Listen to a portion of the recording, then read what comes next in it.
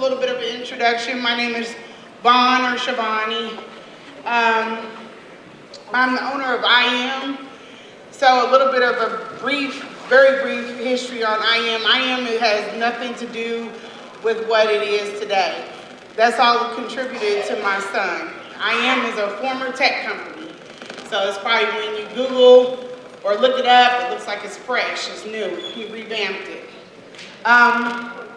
So of course everybody came out to see Ifatunde, and we're gonna get him to the stage, but before, I have a very, very special guest that wants to have his speech presented.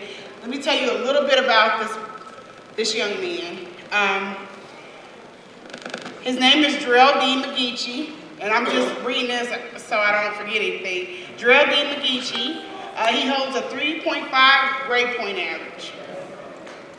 That deserves a clap.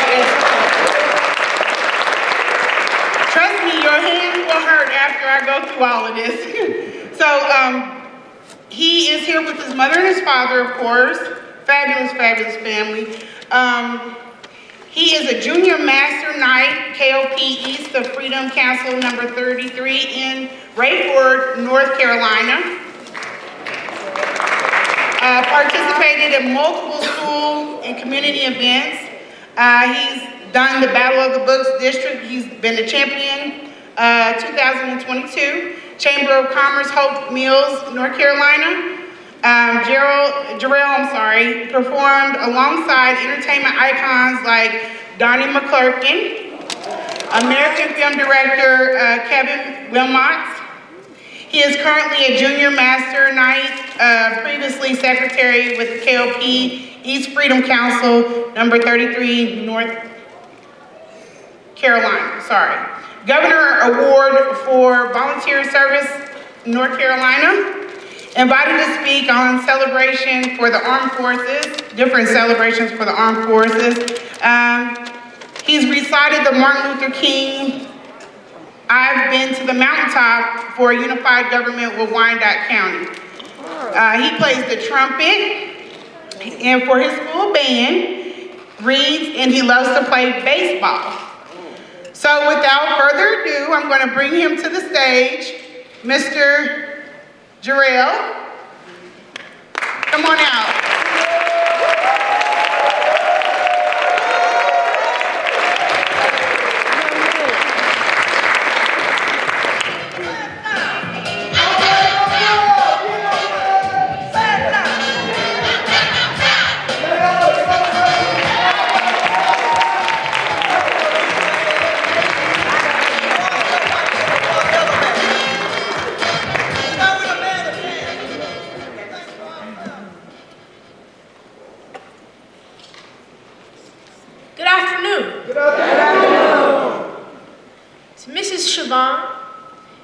If you would please, ma'am, come to the podium.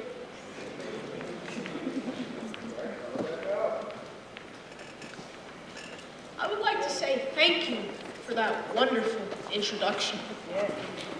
To those who are able, would you please stand and give a round of applause to this wonderful committee who has done such a phenomenal job.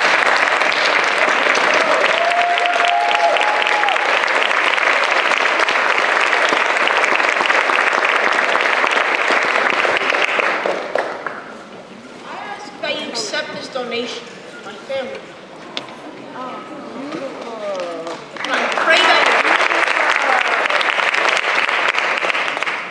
And I pray that you use this in whatever way needed for our youth in the community. All right.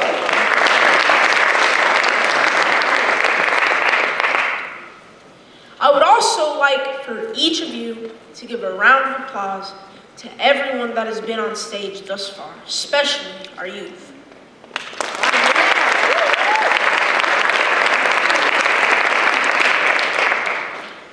To each of you that have assembled here today, I also thank you for your presence as well. Dr. Umar Johnson, thank you for gracing Kansas City, Missouri with knowledge, wisdom, and experience.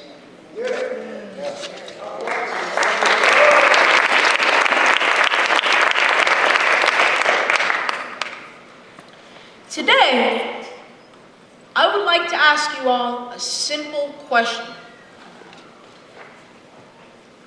What are we doing to help the Black community? Let me repeat myself. What are we doing to help the Black community?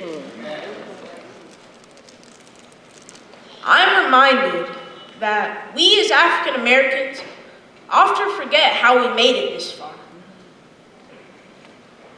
Many have seemed to forget the basic roots, the streets you have once played on as a young child, the areas in which Big Mama said, when the street lights come on, you better be in this house.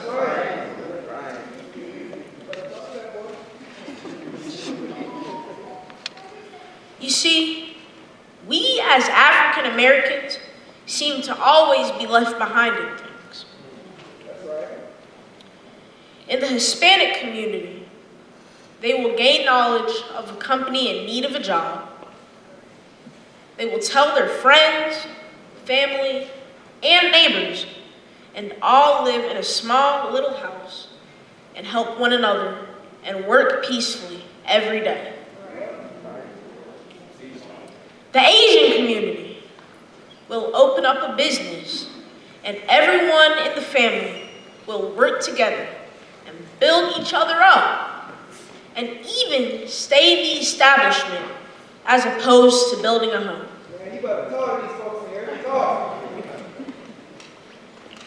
But we as African American people, if we gain intelligence about a good job, it's a secret. We learn about ways to gain knowledge about a trade or a career. We will post it on social media. We will stab our own brother or sister in the back just to get a 15-cent raise to make ourselves look good. The community is in need of those that look like you and I. That's right. Ultimately, color is not the primary issue, but it feels good to know you can walk in a room of CEOs, presidents, investors, business owners, and know someone actually looks like me and can relate.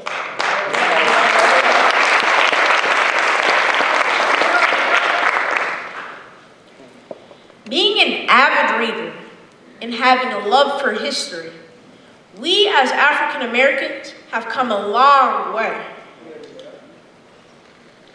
We are here in this facility, rich with history in the area in which our people have lived and are currently living.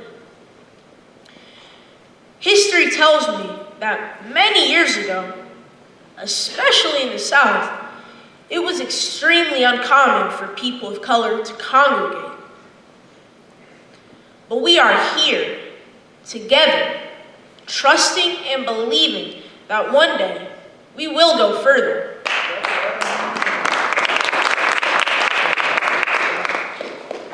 We will succeed. We will make changes in life like never before. That's right.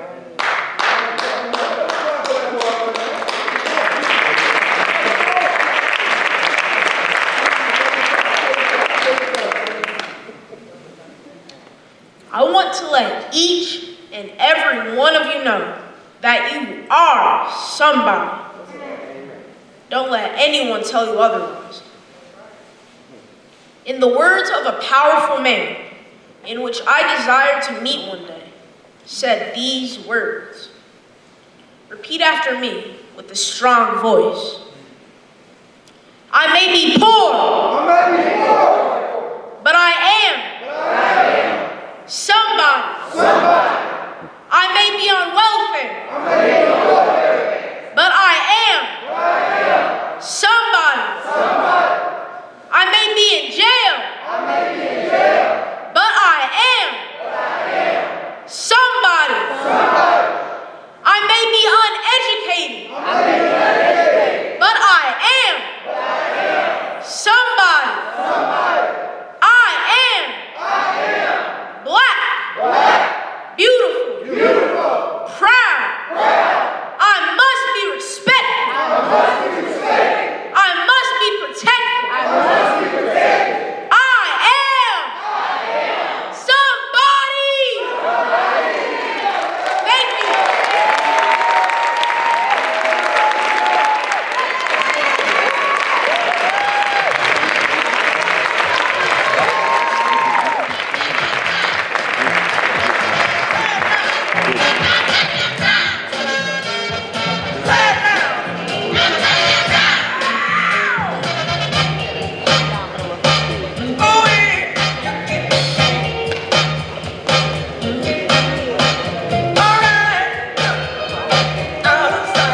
So check this out. Y'all sitting here like y'all done lost y'all mind, like y'all been free all y'all life. My black boy, 12 years old, came out here and y'all heard me hollering. He came out here, y'all act like he just did nothing. But I can tell you one thing, if my black boy was out on the streets and robbing your house, or doing something at your church they shouldn't be doing, I can hear you right now. Y'all see a little black boy in the news? Y'all be gossiping like a, you know what. But I'm gonna ask you one more time to stand to your feet. Please, stand to your feet. And Jarrell, come here. Jarrell. I'm so glad that he came out and speak and bring that energy to the city. It's definitely needed. This is how we need to support each other all the time. We all need to be clapping for each other. I don't know what this little boy is going, or young man, I keep calling him a little boy because I'm thinking about my son, but I don't know what he's going to go on to do, but it's going to be great things. And his father, God bless him, because a lot of these kids don't have fathers that are standing behind them. We all know that, right? It's just something that's happening. We're going to fix it, but it's something that's happening in our community. Speaking of young black men making humongous changes or trying to make humongous changes, I'm going to introduce my son.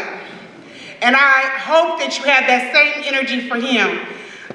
He is Kansas City native, and I'll let him tell you a little bit more about himself. I'm just introducing him. He is the co-owner to Iconic Mobile, and now the owner. All right. So I'm passing on that baton to him because I believe in him. And I know he can do that. I am so proud of him. So proud of him.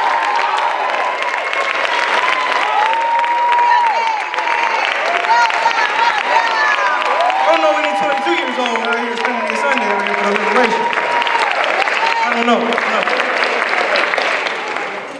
How y'all doing? Okay, it's a lot of y'all. Okay. So, my name is Kobe. Like my beautiful mother said, my name is Kobe. I'm 22. I'm a 2019 graduate from Northeast High School, right on Van Brunt, Kansas City native. A little bit about myself. I'm gonna go into a little backstory on how I transitioned to want to do more community activism. You know, this is not something in the black community, especially at my age, that's popularized. We got a lot of rappers, we got a lot of, questionable things out here, you know what I'm saying? But it's not to downgrade or put anybody down, it's just to make awareness, you know? It's a lot of kids in here that I see, y'all don't have to follow in footsteps at all, you know? So, get a little backstory about myself, you know? So, I graduated, like I said, from Northeast, and I wanted to find out a way where I can branch off and become different. I started taking digital currency serious, started educating myself on digital currency, real estate, access to wealth, generational wealth, things that in the other communities they take serious, but in the black communities it's a little hesitant on, a little froggy on some things, which I understand. There's not a lot of education going around about it, but I made my transition, you know, to community activism, or trying to make my transition to community activism, because I'm really seeing a lot of things wrong with the community, man. And me being 22, I'm seeing a lot. I got kids looking up to me. I got a lot of, you know, elders looking up to me because they want to see change. Do I agree? Is that correct? Y'all want to see change? Yeah. Okay, thank you. So, but with that being said, I just want to take this opportunity to kind of talk about the devastation in the black community. There's a war on black children. These phones that we have, I don't even got it on me, but these phones that we have access to so much information.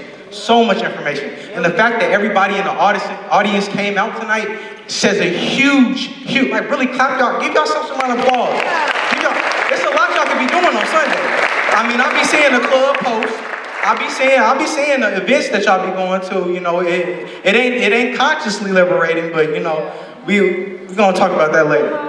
But education in the black community is something that's very serious. We are being taken advantage of. Our ignorance can cost us a lot.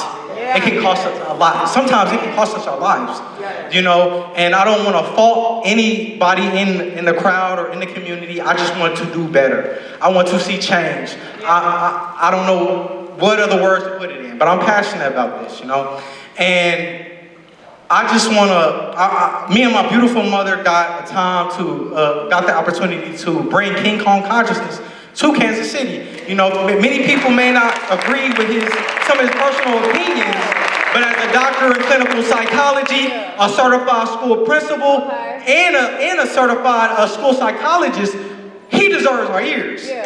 Because the mother people, you know, they can speak on something that they don't know about. They don't understand that, or they don't even have the best interests of our community at hand. So when they give in their expert opinions, is it really for the benefit of your child, or they're just trying to medicate them? You know what I'm saying? So we gonna bring up something a little fun tonight. You know, I'm a little nervous, you know, as y'all can see, but I'm comfortable. This is what I want to do. This is what I want to do.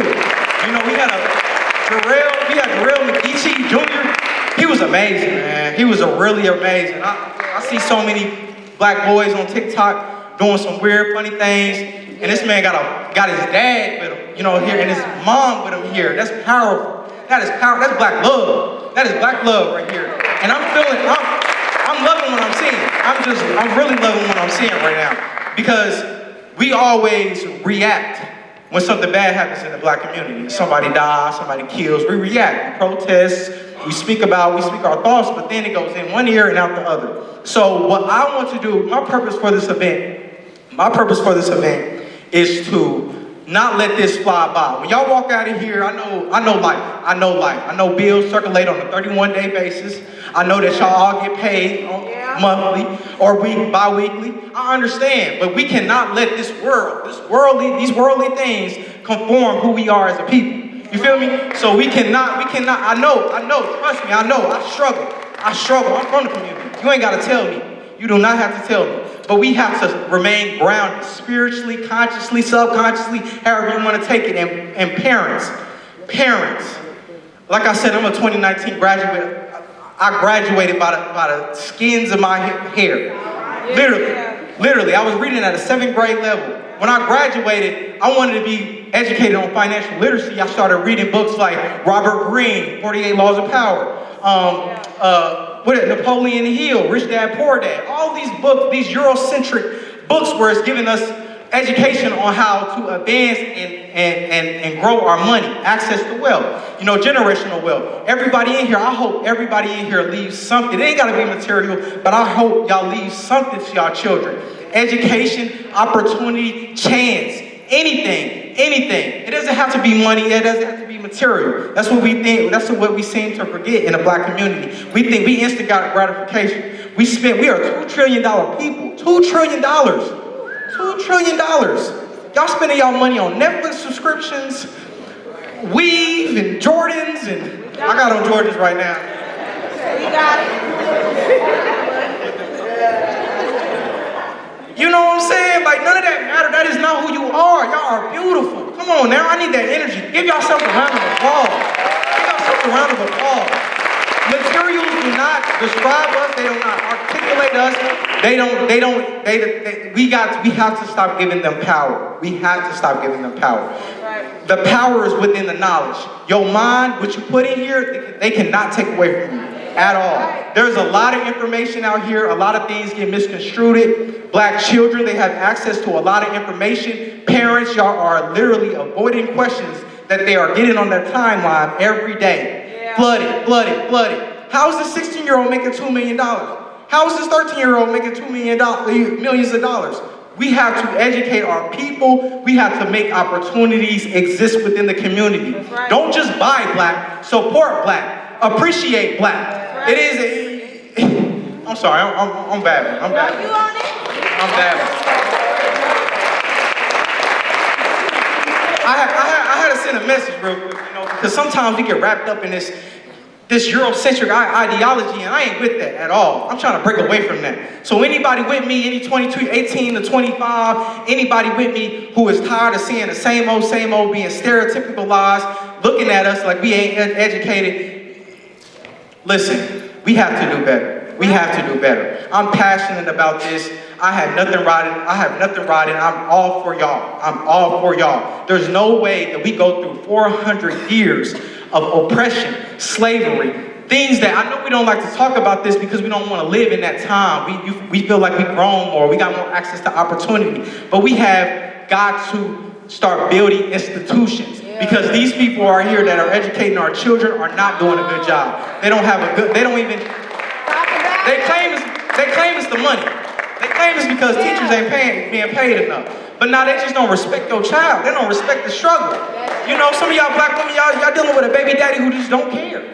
Who don't care. Some of y'all black men dealing with a baby mama who's evil, vindictive. I understand, but we have to put all of that aside for these children. We have to.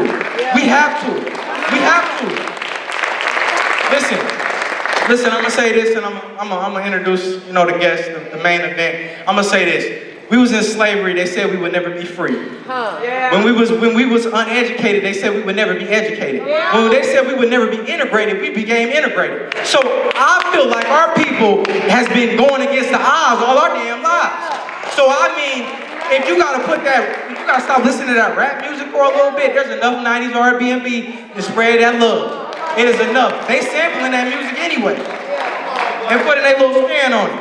You know what I'm saying? So let's do better. Let's do better. And this is all coming from love. Like I said, I'm 22. I'm from this community. I have no hatred. I have no animosity. I just have love. And I want to see our people do better because it makes no sense how we go and vouch for everybody else, but nobody's coming back here and vouch for us. How many of y'all posted that Palestinian flag? How many? That's okay. That is okay. But don't forget who you are. Don't forget what's melanin in your skin. Don't forget that you are descendants from Africa. And don't forget you are God's chosen and special people. Don't forget that. When you know you godly, you start to walk like you godly. When you know you worthy, you start to walk like you worthy. Can't nobody tell you, nah. There is power in education. There is power in knowledge. We have to spread. We have to continue to grow our mental. Sometimes we get stuck in this box. Kansas City is a small city. Everybody know everybody. I know the mentality. I've been out here trying to start businesses, ventures. This is something I really wanted to grow my roots in because it means so much to me. It's crazy how none of my peers that I went to school with, they act like they don't care. They act like they don't care, but I care, man. I care. And that shit shows. Excuse my language. Yeah. I really do. So, without further ado, I bring to you, like I said, a doctor in clinical psychology, a certified school psychologist, a certified school principal, founder of FDMG Academy. I'm talking about a black-owned, black institution for our schools trying to teach us political science, economical science. I'm talking about things that we need to establish our own within this community. And I really want to take this time and show. I want to make sure everybody go follow me at Kobe.Be honest on Instagram. DM me because I really want to start something after this event because it ain't over. This ain't it. We brought King Kong Consciousness here. You know, he's one of the #1 orators in Black of America. We brought him to Kansas City, me and my beautiful mother. You know, so this ain't gonna go in one ear the other. Not with me. Y'all don't know me, but this ain't gonna go in one ear and out the other with me. So make sure y'all follow me. My name is Kobe Johnson on Facebook. DM me, reach out to me because community work has to be done. There has to be institutions placed in Missouri. There has to be institutions placed in Kansas. Everywhere. So without further ado, once again, I bring to you Dr. Umar. 1 minute? 1 minute. Okay, shit, chop the shit with me. Talk to me. Okay, Kobe, KOBE.BEHONEST. Be honest, Kobe.be honest. And I don't want to leverage, I ain't trying to capitalize off this event or anything like that. I just really want to know y'all feedback. If y'all got issues, if y'all got suggestions, if y'all got solutions, DM me, man. We can get it. I don't see why we can't all get together like how we just did now. This is a free event. Why can't we get up there to go to the library and huddle real quick? Why can't we do that? Why? I appreciate you. But I want to thank everybody again for coming out. I really do. You know, this really means a lot to me. I'm establishing a footprint in this community where, you know, it's needed, it's necessary. I hope to be a good mentor or a good impression on these young black boys and black girls to show them that you can come from nothing. You can come from, like I said, I was reading at a 7th grade level, man. And I surpassed that, reading and educating myself on black history, black activism, not all on the internet. Go to the library, go read them books. Man, some of that stuff is tainted, but not like the internet at all. Y'all have to get back in reading these books. They are trying to defund the libraries. We got to get back in there. We got to start having bookshelves at home.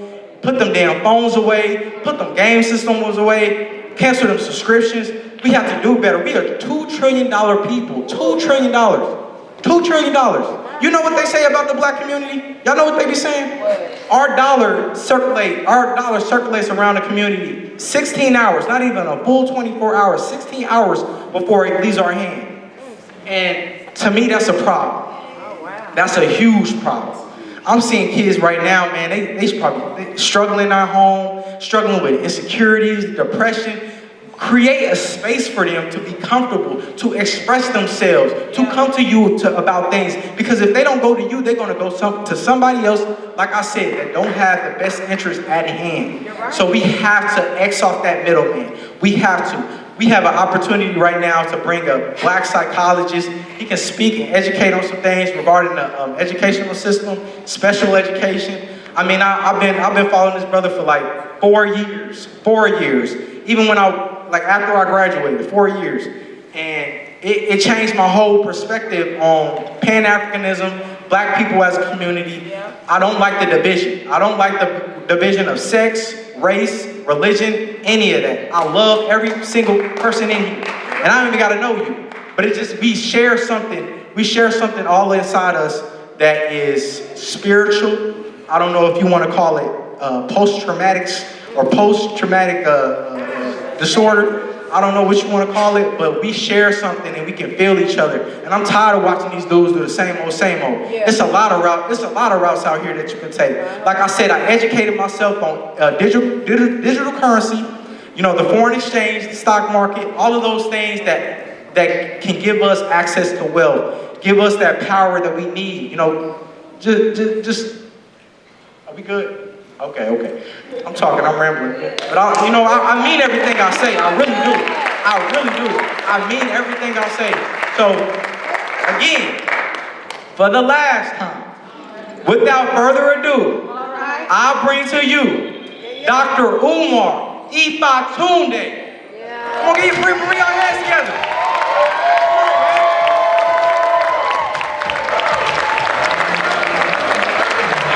Kansas City, make some noise one time.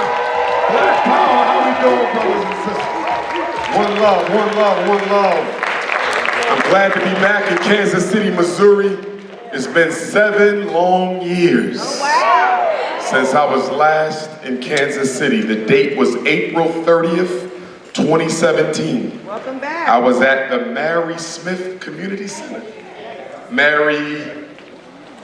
Y'all don't know who Mary is. Okay. Well, brothers and sisters, there's been a lot going on.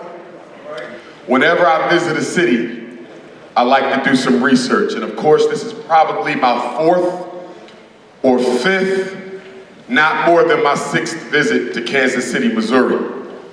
And every time I come, I like to do some research before I get here to see what you guys have been dealing with lately. And I learned in doing my research that Kansas City, Missouri has overtaken my hometown of Philadelphia as having the highest rental prices in the United States of America. You all are #1 now in terms of rent. Your rent over the past year in Kansas City, MO, has increased 17%. So let me tell you what I know is happening in Kansas City, Missouri, having not even been a resident here. Whenever the rent go up, that means gentrification is in full effect. Okay? In fact, the reason they raised the rent is to make it unaffordable for us. So we have to seek livelihood in residence elsewhere. Now, the gentrification of Black America was initiated 20 years ago with the election of President George W. Bush. That was when all of the major cities in America got together with the government of this country and said, we're going to take back the inner cities from Black people. Yeah. Remember, turn them lights back on. I gotta see folks. Who turned them lights down? Turn them back up. There might be a few coons in the audience. I gotta see who's out there. Keep the lights on, Jack. Let me see who out here. Okay? Damn, the dark. We don't do the dark no more.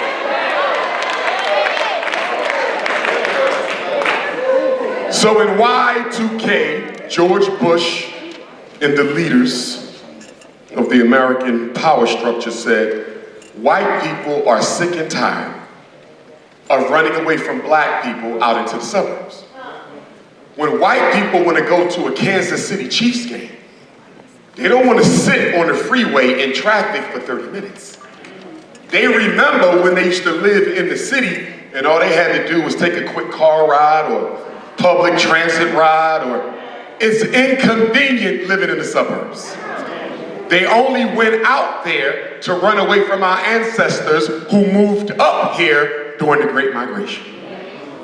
And since Black people are so in love with white people, wherever they go, you have to chase them.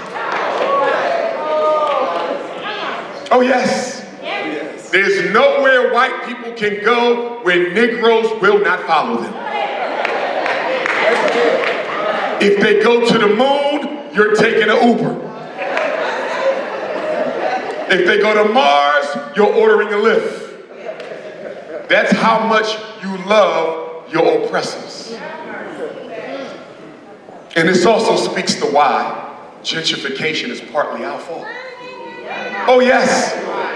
Kansas City, Omaha, Nebraska, where I was last night, Philadelphia, Baltimore, New York, DC, LA, gentrification is partly our fault.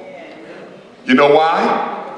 When the white folks took white flight in the 60s and the 70s and abandoned the ghetto, we could have bought everything up in the ghetto. We could have locked the ghetto down.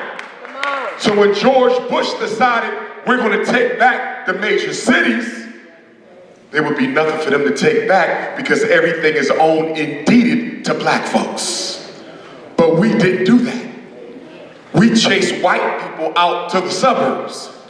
And those of us in the ghetto didn't want to own nothing in the ghetto because we were trying to get out to the white suburb as well. So gentrification is a part of our responsibility as well. Now, be that as it may, I got some questions for Mayor Quinn. Now, y'all can't talk because y'all just re-elected him.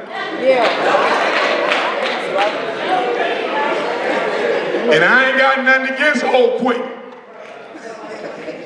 But I'm trying to understand, if you're pushing a reparations task force to see if Black folks in Kansas City are entitled to reparations because he said he wants to reduce the wealth gap between Black people and white folks in Kansas City, Missouri. I don't have a problem with that, Mayor Quinton.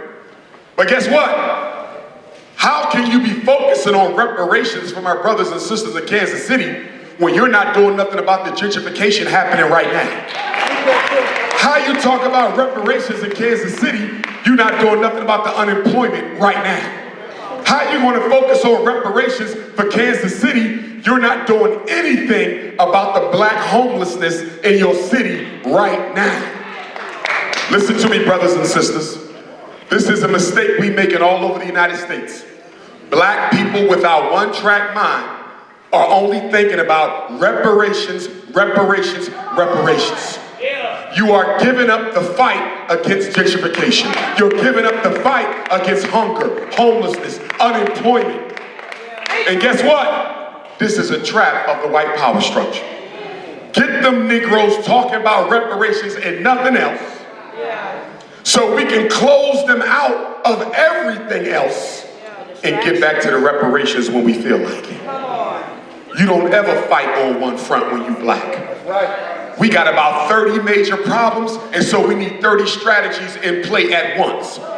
Reparations, let's have a reparations committee for that, and it's over. You're going to deal with homelessness. You're going to deal with miseducation. You're going to deal with youth employment. You're going to deal with black on black crime. But you can't have every black in Kansas City focused on reparations because we lose everywhere else. Now you got 4 black people in your city council. 2 queens, 2 kings. Or 4 coons, I'm not sure. But I'm just saying. I don't know because I haven't met them yet. I want to be respectful of the sisters. One of them introduced the reparations study, so maybe she's a little conscious, a little woke. I don't know. Y'all voted for them, not me. See, we as black people have a problem. And I'm not throwing no shade on them because I haven't studied their records yet. But we have a problem of voting for people just because they're black without even seeing what their agenda is. And if I'm correct, and correct me if I'm not, all 4 of them and your mayors are members of the Democratic Party plantation. Is that correct? None of them are independent, right? See, let me explain something. Dr. Umar doesn't vote for any more black politicians if they're not independent. Because if you don't run as an independent, that means you don't have an independent mind. You don't have an independent agenda. You don't have an independent strategy. And most of all, you don't have no independent money. See, your council persons and your mayors were elected on white money. The Democratic Party fronted those campaigns. And what happens when you're black and you care about your people, and I have no doubt that they may, but if you were financed by the banks of Kansas City who are redlining blacks out of owning homes, if you're financed by the big business people of Kansas City who keep black people unemployed, if you're financed by the same entities that are gentrifying black people out of Kansas City, when you win, although your skin is black, your entire policy is going to be white. Because the hand that pays is the hand that rules. And the mistake that we make from Kansas City down to Dallas, over to Phoenix, back up top to Portland, we do not investigate who's funding the black people we vote for. Not one of you in here, before you went down to the polling station, not one of you looked up Mayor Quinton's campaign contributors. I'm not talking about the people who gave $1,000. I'm talking about the people who gave $250,000. Did you look to see who's funding him? The 2 brothers and the 2 sisters on city council, did you look to see who was funding them? And then you get all upset when they don't do nothing for us. How could they? If the money that controls you is white, your agenda will be white. And now, next year, Crazy Joe and Coonish Kamala want you to come on out and vote again. Now, I want y'all to go on Kamala Harris's Twitter when you leave here today. Because while I was backstage here at the Gym Theater, I got an alert. The vice president sent out a tweet, and you know what? I'm going to read it to you. She did it less than 30 minutes ago. I'm going to read this to you. It's the most insulting, disrespectful thing I've ever seen come out the White House in recent times. Let me read this to you. Where you at, Kamala, with your white husband? Where you at? And I know we got some snow bunny Negroes in here. I know we got some bunny hoppers in here tonight. This is the Dust Bowl. I know you niggas love that Caucasian cookie. I know we got some bunny hoppers in here tonight. I know we got some bunny hoppers in here tonight. You know what? The rainbow gangers ain't even my problem no more. It's the bunny hopping black men all in my feed cursing me out, leave me alone. I had a brother say, listen, Dr. Umar, I know I got a white woman, but check this out, brother. I was asleep when I met her. I met her in college. I ain't know nothing about no Malcolm X, no John Henry Clark, no Honorable Marcus Garvey, brother. I was asleep, and I admit that this is not the best situation for me, brother. But what am I supposed to do? I said, do you have any children? He said, yeah. I said, how old is the youngest? He said, 16. I said, that's good news. Because the minute his ass graduates and goes off to college, you leaving that bunny for a sister if you really care about what's going on. And you know what bothers me? When you see black men with a white woman and another black woman just happens to be walking by? Sisters know what I'm talking about. He will go out of his way not to acknowledge a black woman when he's with the snow bunny. Lord have mercy. And then what makes it even worse than that, y'all don't even get the cute white girls. Damn. You got you an old 600-pound, 3-neck turkey and cold cheese snow bunny. You went out and got you a little shriveled up 98 pounds straight off the opioid road snow bunny.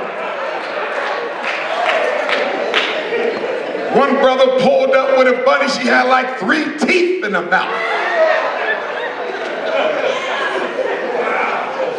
No cooking ass snow bunnies.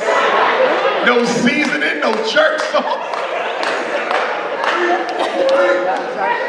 I'm like, if you're gonna get one, at least get something where the brother can say, you shouldn't have done it, but she built like one of ours or something. Y'all get old nasty old bunny. Jesus Christ. And shame on you black mothers, because I'm coming across a lot of black women who are telling me, Dr. Umar, I cannot tell my son that he can only date black women because I'm a Christian. This is what they telling me. Black mothers, 30s and 40s and 50 years old, Dr. Umar, I love you, I support you, but I cannot tell my son that he can only date black women because the God I serve don't see no color. Here we go with that colorblind religious bullish. I'm not against Christianity. I'm not against Islam. But I'm against any institution that manipulates you into thinking your color don't matter because it's the only thing that has ever mattered. And until you put black consciousness back into the Christian church is a waste of time. Oh yes. Oh yes. And that's coming from a descendant of Christian pastors I am. Because the black church takes 3 things from us we can't afford to waste. And they take it from us every Sunday. The first thing, they take too much time for black folks. You gotta go to church, morning service, afternoon service, New Year's service, Christmas service, Thanksgiving service, the snow bunny service. Then you gotta come to Bible study, the women's meeting, the men's meeting, the deacons meeting, and then gospel choir. You got 10 different events you are obligated to. And I'm not against those events if the church was doing something for the black community. But you ain't got time for the damn gospel choir when we got children out here blowing each other's brains out because they ain't got no job. Gospel choir can wait. Gospel choir can wait. You tell Deacon Pork Chop and Pastor Watermelon and Deaconess Cherry Kool-Aid that you're gonna go fight in the community, because doing God's work is in the streets, not inside of a building. The work gets done outside the building. The church takes too much time. And with all respect to the church, if you have a son, he cannot join the choir. Because I don't know what's going on with the choir. But there is an effeminizing energy. I don't know if it's the drums. I don't know if it's the long skirt they wear. I don't know if it's the remix. But I see masculine black boys walk into gospel choir and come out with that walk. You know, it's a little jiggle to it. You know what I'm talking about, sister. That's why you cracking up. I don't know what the choir is doing with black boys. I'm not accusing them of nothing. All I'm saying, somehow, some way, it reduces the masculinity of our boys when they join the choir. So the church take too much time. And then the church take too much of your energy. Damn, y'all be in there sweating, soaking wet. Preach, pastor, preach. Catching the Holy Ghost. Here's what I want to know. If we so spiritual, like we claim, I'm so spiritual. I'm so in love with the Lord. I'm so spiritual. Why in the hell Kansas City, Missouri got a dropout crisis? You so spiritual, so in love with God's work. Why y'all got a record number of black mothers with children living homeless on the street? If you so in love with God, shouldn't I be able to see your faith through your deeds?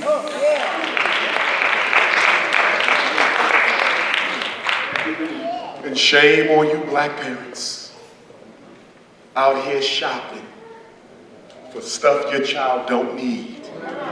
Christmas shopping. Do y'all have a black bank in Kansas City, Missouri? Do we have a black supermarket in Kansas City, Missouri? Do we have a black independent school in Kansas City? Not no charter school, I said independent school.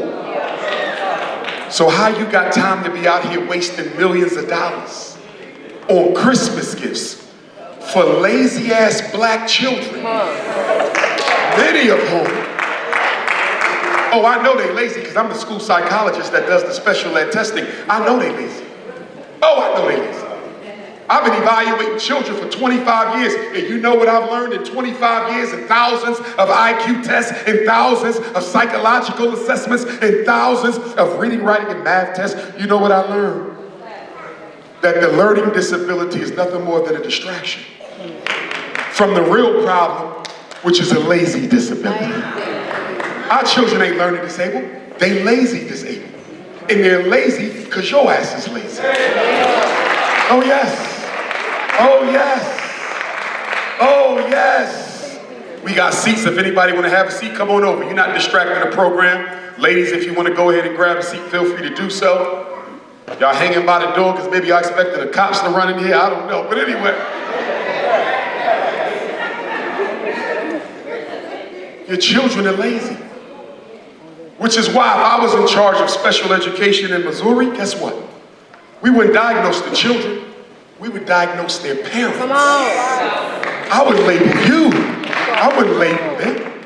He couldn't be lazy if he didn't come from a lazy household. There's no way. And then they got him all drugged out on Ritalin, drugged out on Concerta, drugged out on Cyclerc, drugged out on Metadate. Do you know these drugs you're giving your children are nothing more than synthesized versions of cocaine? Yes. You giving your son cocaine. called Ritalin, cocaine called Metadate, cocaine called Cycler. And why? Because some snow bunny said he can't sit still long enough to learn about Helen Keller, Anne Frank, and Christopher Columbus. Who the hell want to sit still for that shit?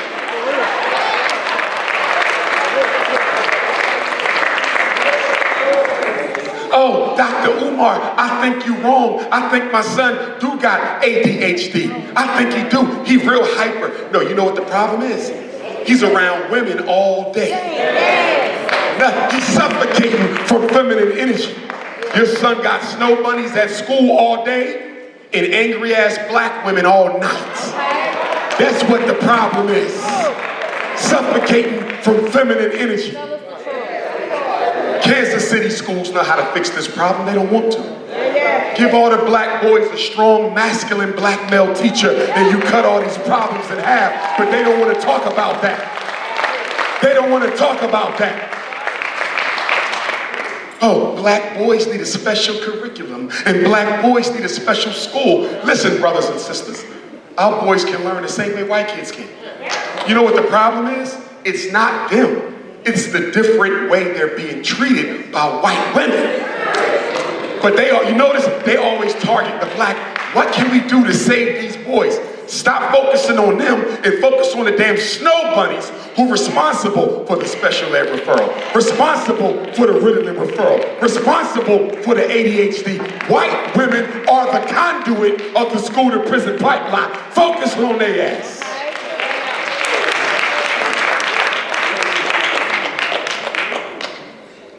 And then we have a reading problem.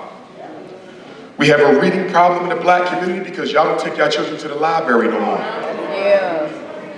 Kansas City is thinking about shutting some of its public libraries down because y'all don't use them. And I'm trying to understand, in a city where half the black boys are reading 2 grades below their class level, how in the hell you got time not to get them a library card? I'm trying to understand, in a city where half the black boys can't do math on grade level, you out buying Christmas gifts called iPads and cell phones and video games. Listen, if your son cannot read on grade level and you buying him a video game unit for Christmas, you investing in his future incarceration. I want you to know that. I want all you mothers and fathers in here who buying toys for lazy ass black kids, you are investing in mass incarceration. Wait a minute, Dr. Umar, that's not fair. My son dad been in jail half his life. I'm just trying to give him the things that I never had.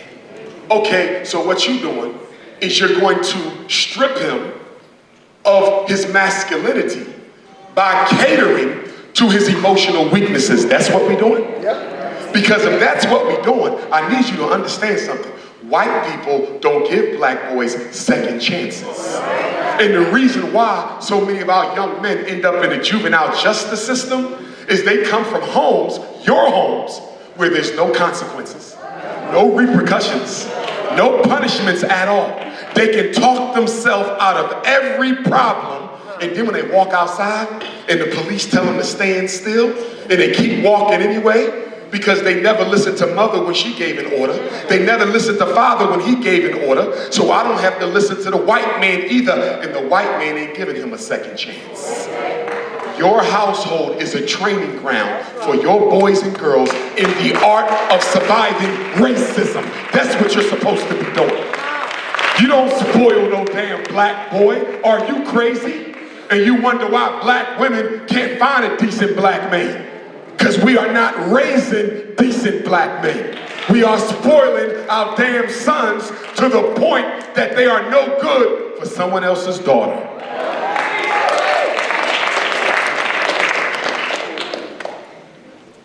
Some damn Air Jordans. $250,000 for a bunny hopping ass black man. You done lost your damn mind. Did you see Michael Jordan's prenup with the white Cuban he married? If they ever get a divorce, he has to pay her $1 million for every year they were together. Do you think that's about love? No. Ain't about no damn love. These white women ain't marrying black men because they love you. They wifing you for your damn money, wealth, and your melanin, you fools.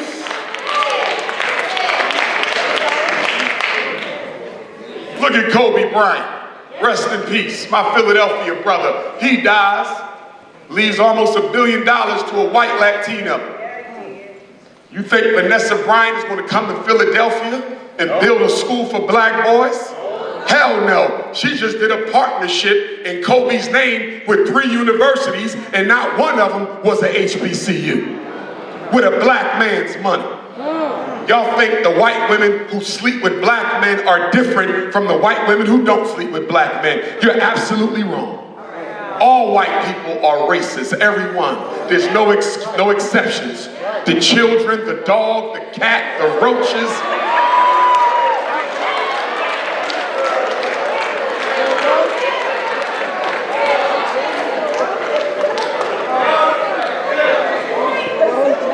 And you know what pissed me off? Is when a black man thinks he's so privileged that he will bring his snow bunny into an all-black space. We having a black meeting about black problems, and this coon going to come and bring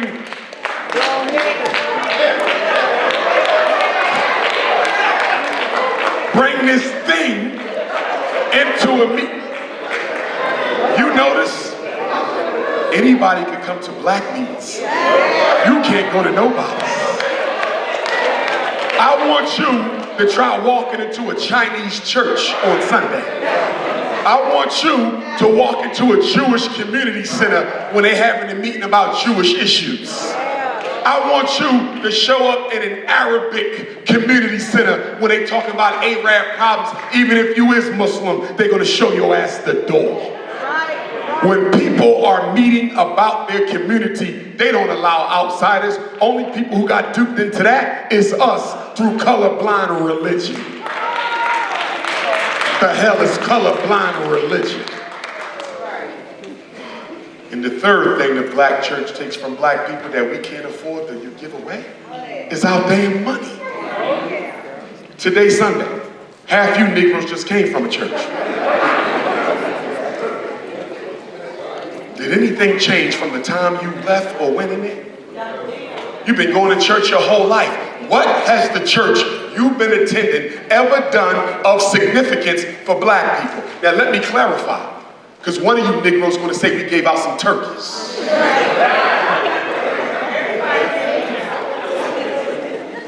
We dedicated a playground like we ain't got enough of those. Listen, black America has 5 major problems. You got them right here in Kansas City, Missouri. Miseducation, mass incarceration, gentrification, police brutality and genocide, and economic apartheid. That's the 5 right there. What is your church doing to deal with any one of the 5 problems I just named? Not a damn thing. Go pray about it. And then pay about it. But at the end of the day, it's our fault. Because we are $2 trillion people, Kansas City. We spend $30 billion on hair a year. Come on. Black women, come on, sisters. $30 billion on weave, perm, and beauty products, skin bleaching. And brothers, we ain't got no room to criticize. Black men ain't got no room to criticize. And I'm gonna tell you why. Why you think black women wear weaves? Why you think black women perm their hair?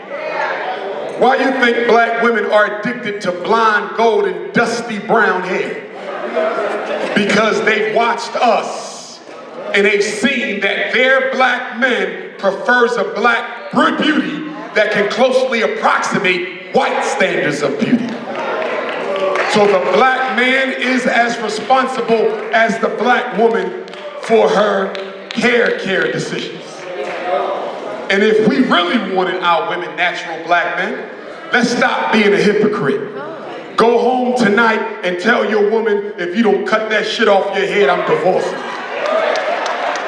If we really going to be revolutionary tonight, are we talking or do we really mean it? Because every woman in here will be natural tomorrow if her man gives her a decision she can't afford. You think she'd rather have a weave or a man? She'd rather have a perm or a husband? She'd rather have you. So she's trying to look like what you want. I got a real simple rule. If I can't grab it, ladies, you can't have it. I make love real naturally. I like to grab that head. Come here, queen. And if it come off, that just destroyed the whole libido.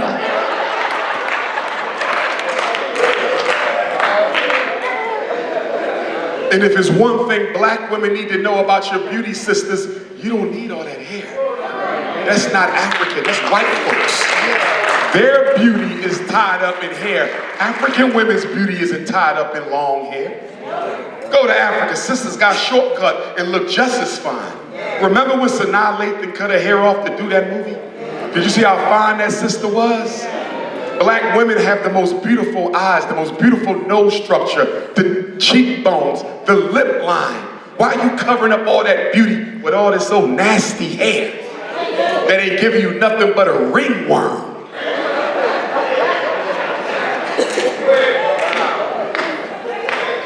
Bald spots. Ladies, if you got a bald spot or a ringworm, don't keep trying to patch it up. The ringworm needs oxygen. The bald spot needs oxygen. The reason your bald spot not filling in is you keep it covered with more weave. I cut hair. I went to a high school where they taught us how to cut hair. I cut my way through college. If you got bald spot and ringworm problems, go bald, cut it all off and let it grow back. That's how you handle that.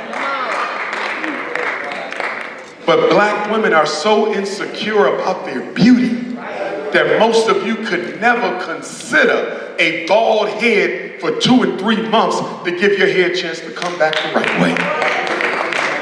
And black man, if you living with a woman with a ringworm or a bald spot, no, hey.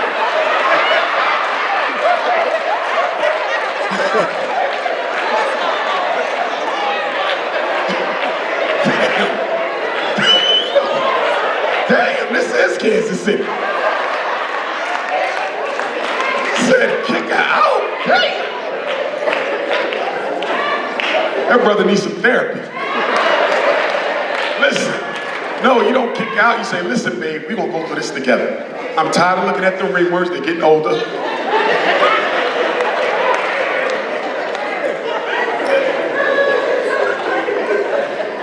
They eating up all the food tonight. So you going to go bald. And this is what you do, black man. It works. I told it works.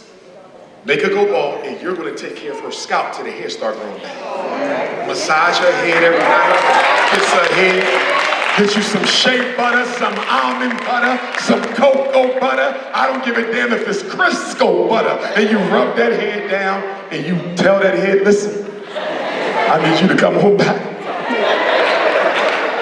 And after 3 months, look, ladies, it's the Christmas time. If you go bald now, it's the beginning of December. Let's say you go home tonight, take it all off. You can wear African hair wraps. Nobody got to know you bald. Except your man, and you can even keep it on when y'all making love if it's that much of a problem. Okay? If you do that now, by the end of Black History Month, I'm serious. By the end of Black History Month, you'll be where I'm at. I'm serious, ladies. But don't put no artificial chemical. See, the problem is, when y'all do go bald, y'all go right back to the Ching Wan Sunk, Young Jung Kim hair king. Stop putting them damn oriental chemicals in your hair. Go all natural everything.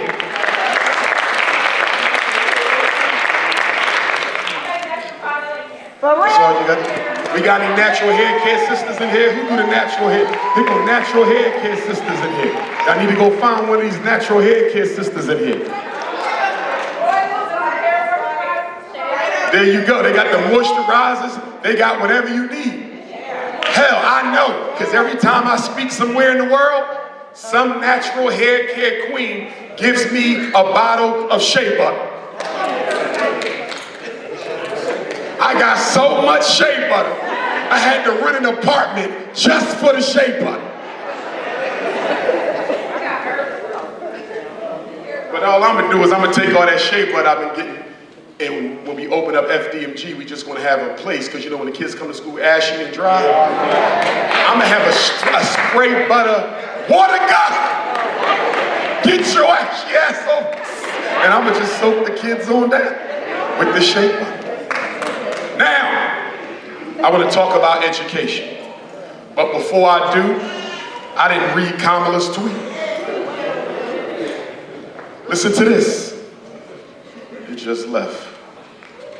Where you go, Kamala? Hold on. I got this backstage. She tweeted backstage. She should have knew I was going to talk about it. Hold on. Where you at? I think I screenshotted on the FDMG phone. I got 2 phones, y'all. My phone, and I take care of all the FDMG business on this phone. And I want to see all of y'all at the FDMG grand opening next year. I want all my Kansas City family to be at the FDMG. Because we finished the renovations, y'all. We got everything done. Plumbing, electric, HVAC. Listen to this. I'm giving everybody a homework assignment tonight. When you go home, you're going to get on Twitter and you're going to respond to Kamala Harris's disrespectful tweet. Listen, it's not what she said, it's the picture next to what she said. Listen, she said, too many minority-owned small businesses have been left out of getting federal contracts.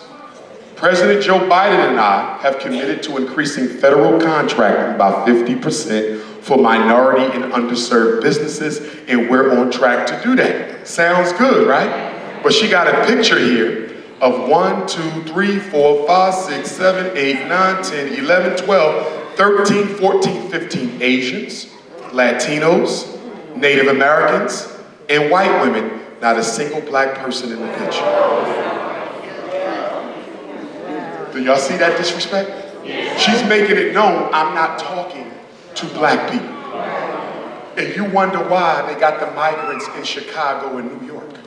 In Kansas City, you better be careful, because they might try to finish your gentrification campaign by giving y'all a way full of migrants. They already here, y'all got migrants in Kansas City? I didn't know y'all had migrants in Kansas City. I didn't know y'all had migrants in Kansas City.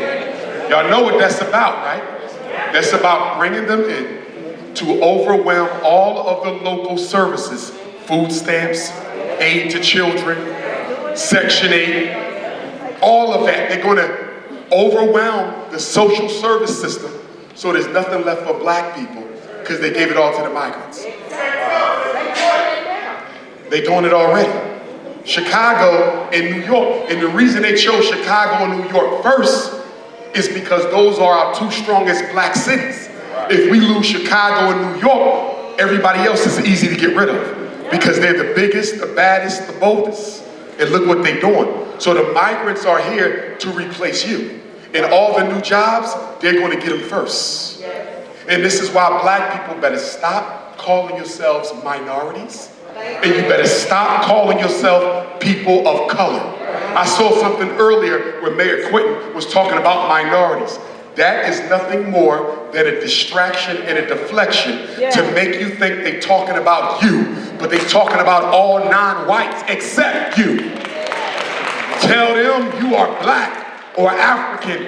Don't you dare let them put you in a minority umbrella, because they'll say we gave out $2 billion in minority contracts in Kansas City this year. And you can't find a single black person with a contract. Because they went to the Chinese, the migrants, the Arabs, the East Indians, the homosexuals, the white women. They don't even include us no more. And part of it is our fault. Because when Barack Obama got elected for president, I stood right up here on this podium, right here in the Gym Theater, almost 10 years ago, and I told y'all, Barack Obama is being put in office to distract black people long enough so white America can take everything we fought for and give it to the illegal aliens. Barack Obama was a kamikaze project. They used Barack Obama to play on your emotions, and y'all went for it. Y'all went for it. And what's going on with this transgender thing in public school? Uh-oh. Didn't I stand on this stage almost 10 years ago and told you that the homosexuality and the lesbianism that Obama was pushing in public school was not the real goal? The real goal was transgenderism. Why was the real goal transgenderism, Dr. Umar, and is transgenderism right now? Because if your daughter becomes a lesbian, and no disrespect to my lesbian sisters if you in here, I love all black women and all black people. And to be honest with you, most of my lesbian sisters, you just ain't been made love to right. That's really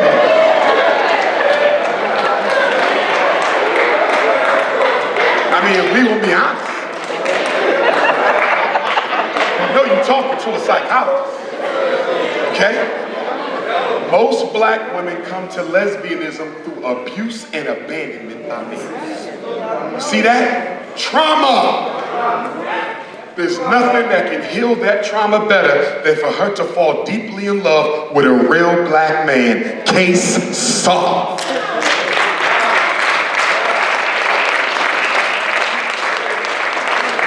But your daughter being a lesbian, she can snap out of that maybe in a few years.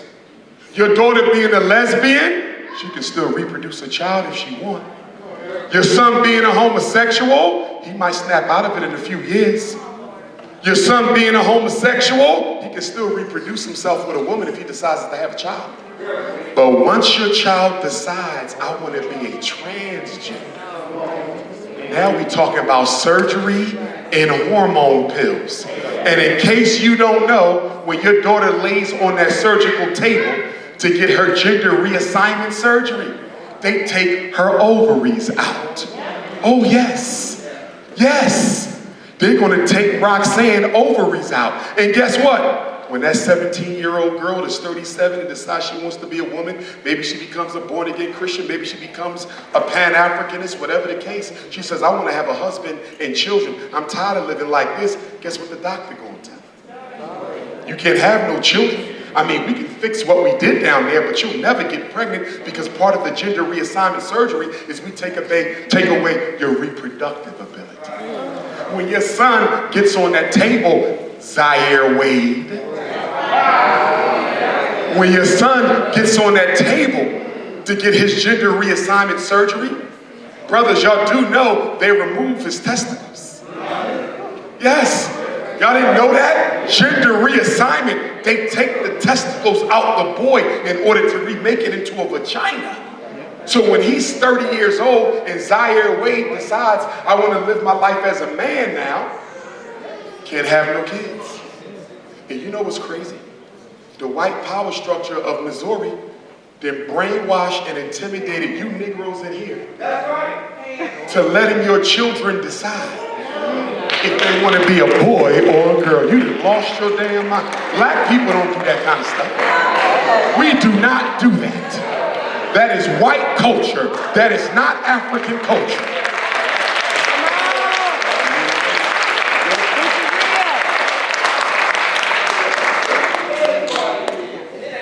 Can somebody tell me, I need y'all to answer me a question, Kansas City.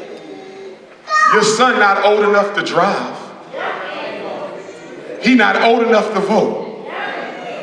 He not old enough to buy a car. He not old enough to join the military. But he old enough to decide at 5 and 6 that he wants to be a woman for the rest of his life. How did we get there, y'all? Listen. I specialize in child developmental psychology. That's what I studied my whole life. Do you know what the white folks teach you in child developmental psychology theory? That children don't know who they are. that children go through adolescence to find out who they are. That is the history of white psychology. So if that's what I was taught in grad school, can somebody tell me how in the hell in the past 10 years they done changed it all up and said now 4- and 5-year-olds can make decisions on what they want to be today? And guess who's behind this whole thing? The pedophiles. The pedophiles. Listen, and I want my LGBTQRSTUVs to listen. Listen to me. When you go into a public school and teach 1st, 2nd, and 3rd graders who are not yet prepubescent, they are not at the point where their body is redeveloping itself to prepare to make children. These are prepubescent babies. Why does a prepubescent 6, 7, or 8-year-old need to know about LGBT? Listen. My 7-year-old don't need to know about gay sex or straight sex. They're not at the age for that. They're not at the age for that. But we're going to introduce it anyway, under the disguise of LGBT equality. And do you know what they're doing to your kids in school? They're grooming them. They're grooming them. LGBT for young children, that's called grooming. Talking about sex, I don't care what you want to call it, it's grooming.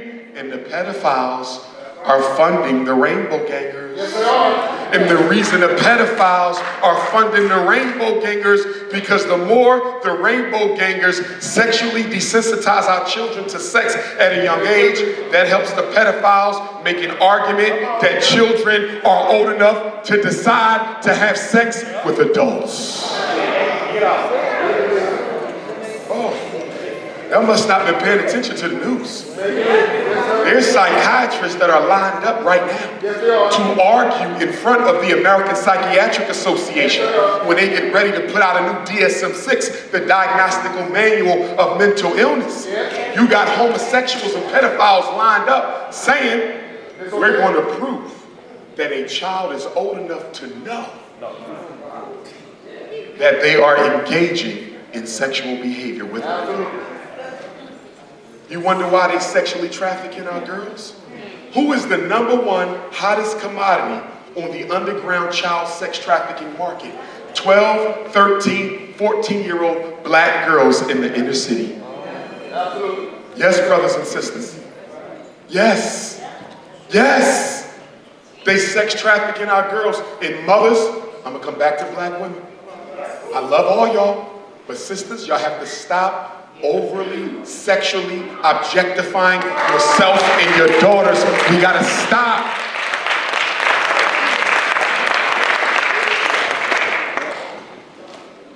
Leave Suki Hana alone. I'm working on her. Hold on.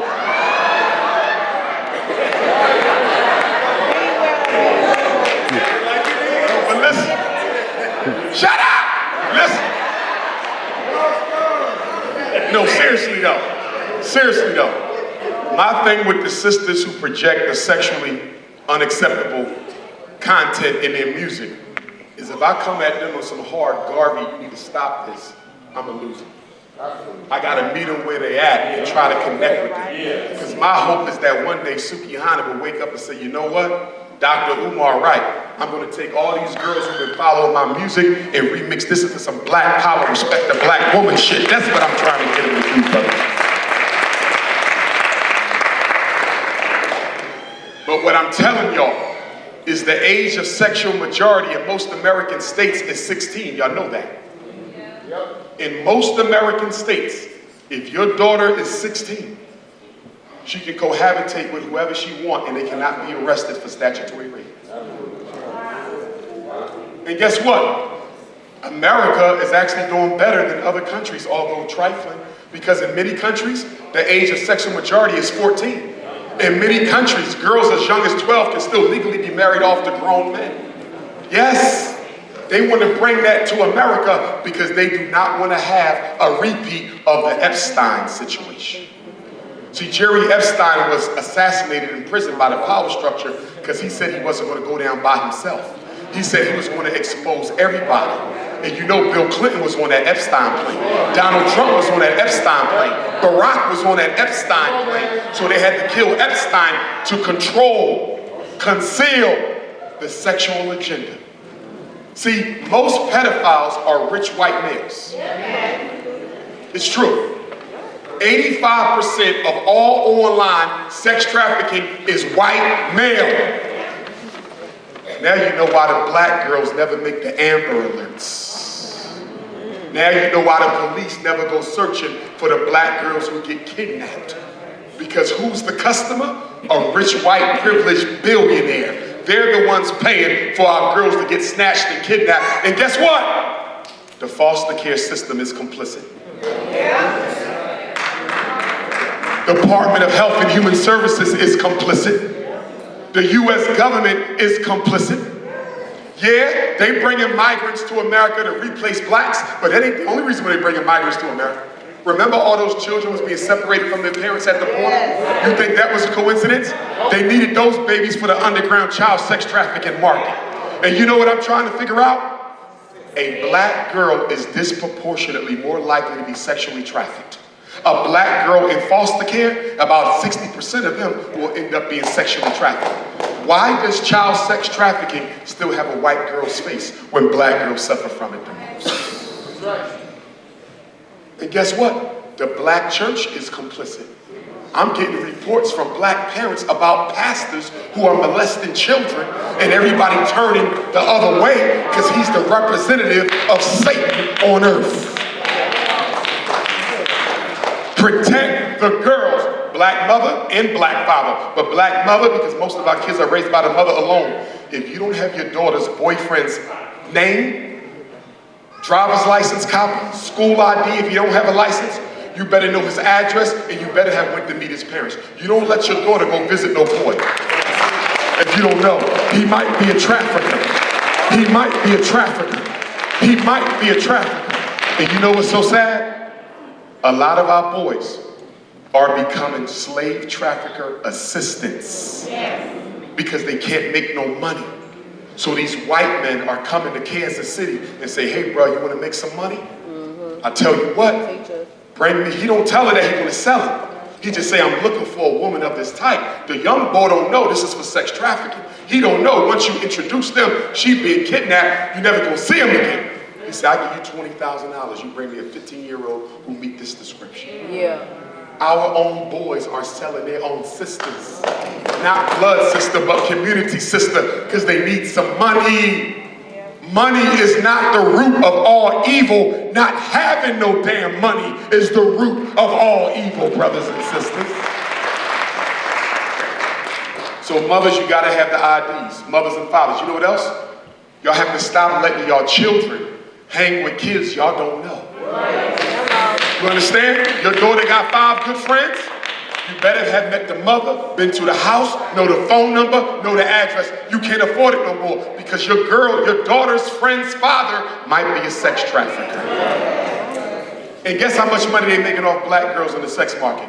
One black girl, 12 years old, can yield $200,000 a year. Do you know what that means? 5 black girls, you're a millionaire. 5 black girls, you're a millionaire. And guess what? Because the drug market is being crushed so heavily by DEA and ATF, most of the drug boys are going over into sex trafficking. And black women, y'all need to be careful too. Especially my little petite sisters. Might want to eat a little bit more potatoes and some butter. No, y'all see the videos? You out jogging, broad daylight, Kansas City downtown, you jogging, and a van pull up right next to you in broad daylight. 2 men jump out, grab you, throw you in the van, keep going. Sisters, be careful, and I hope to God none of y'all have to take public transportation at night in order to get home or go to work. It's too dangerous. I hope all y'all licensed to carry, and I pray you carry it. I hope you got a knife, some pepper spray, a cross, whatever you need. But y'all gotta be careful out here. And black women, I know you out shopping for Christmas gifts. Do not take the little kids with you, because you're not going to pay attention to them. You're caught up in the capitalism. Your little 5-year-old daughter, you turn away from her one time in that crowded mall downtown Kansas City, you turn back, she's been snatched. Holiday season is one of the top seasons for child sex trafficking kidnappings.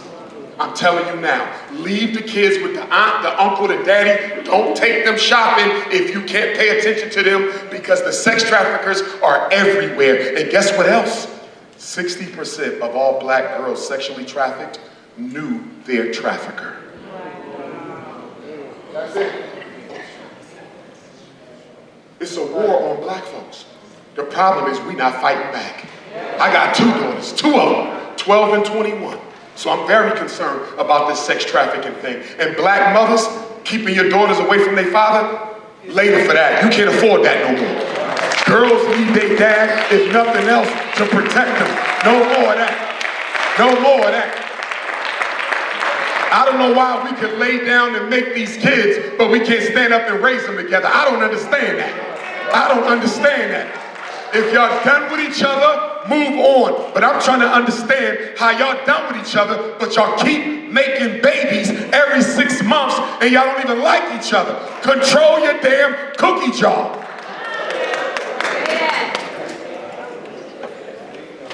I know you need your cookies crushed every once in a while. Every sister, you're working hard, you're dealing with racism. Every once in a while, you need them cookies crushed. But if you got to go get your cookies crushed, make them wear protection. Don't be bringing no babies into this world in an atmosphere of mistrust, deception, and hatred.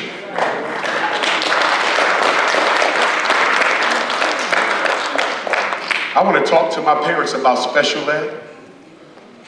1/3 of the school year is over, and I need to give y'all some tips to make sure no more of my little brothers and sisters end up in special ed prison. Remember, special ed is the school to prison pipeline. Remember that. I'm going to give you 10 rules. And if you're interested, you can get a copy of my new book outside, Black Parent Advocate. It has all the information in it you need in order to save your child. If you're raising kids who have not yet graduated high school, you need a copy of Black Parent Advocate, the art of war for dealing with America's public and charter schools. Rule number 1, if your child is 7 years old or younger, why are they being evaluated for any kind of disability? I'm gonna say it again. Your child is 7, 6, 5, 4, 3. Why are they being tested for learning disabilities at 5? Why are they being tested for autism at 3? Why are they being tested for ADHD at 6? Why are you doing this? Well, Dr. Umar, the preschool said, Dr. Umar, the kindergarten teacher said, Dr. Umar, the first grade leader said, listen, you know why the school wants you to get your child tested so early? So they can start getting the money that comes from the State Department of Education. Special ed is about money. Special education is a business. Special education is a racket. Special education is a hustle. Special ed is money. Nobody cares about your child. Nobody's going to help your son learn how to read. All they want is the money that the state of Missouri is going to give to your son.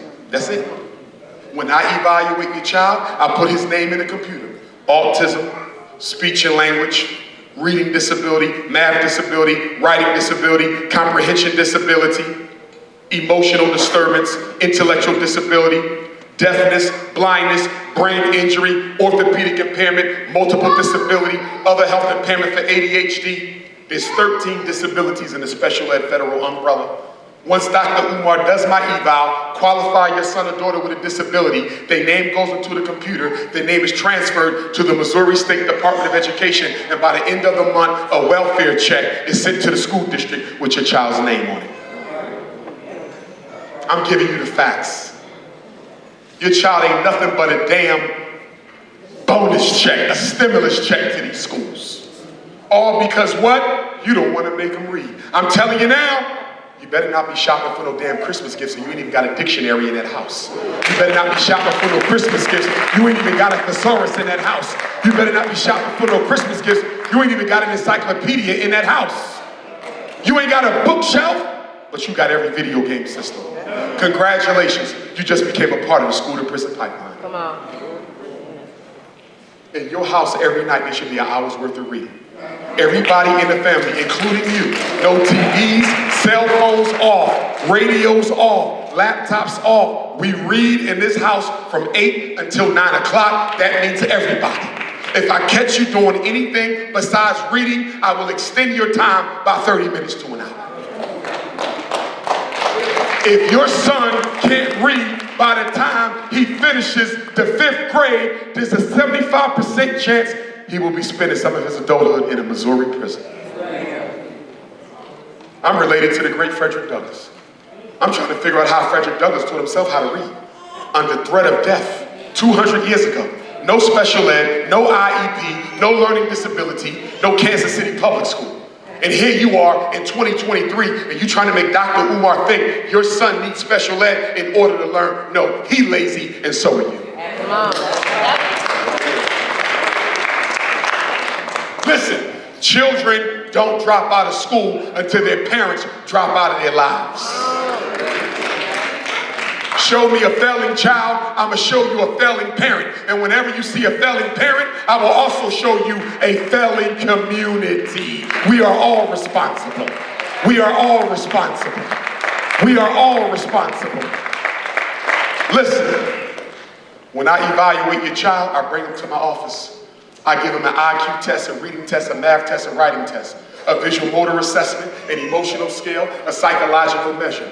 I observe him in the classroom, I interview his parents, I interview his teacher, I look at his records, test scores, past report cards, interim reports, teacher referrals. And based on all these test scores I got, in the subjective info I got from the teacher, the parent, in the record, I'm asked by the state to decide whether or not I believe, based on a preponderance of the evidence, that your son has a reading disability or a math disability. Does that prove they have it? Hell no. There's no X-ray to prove if your child got a reading disability. There's no CAT scan to prove your daughter got a math disability.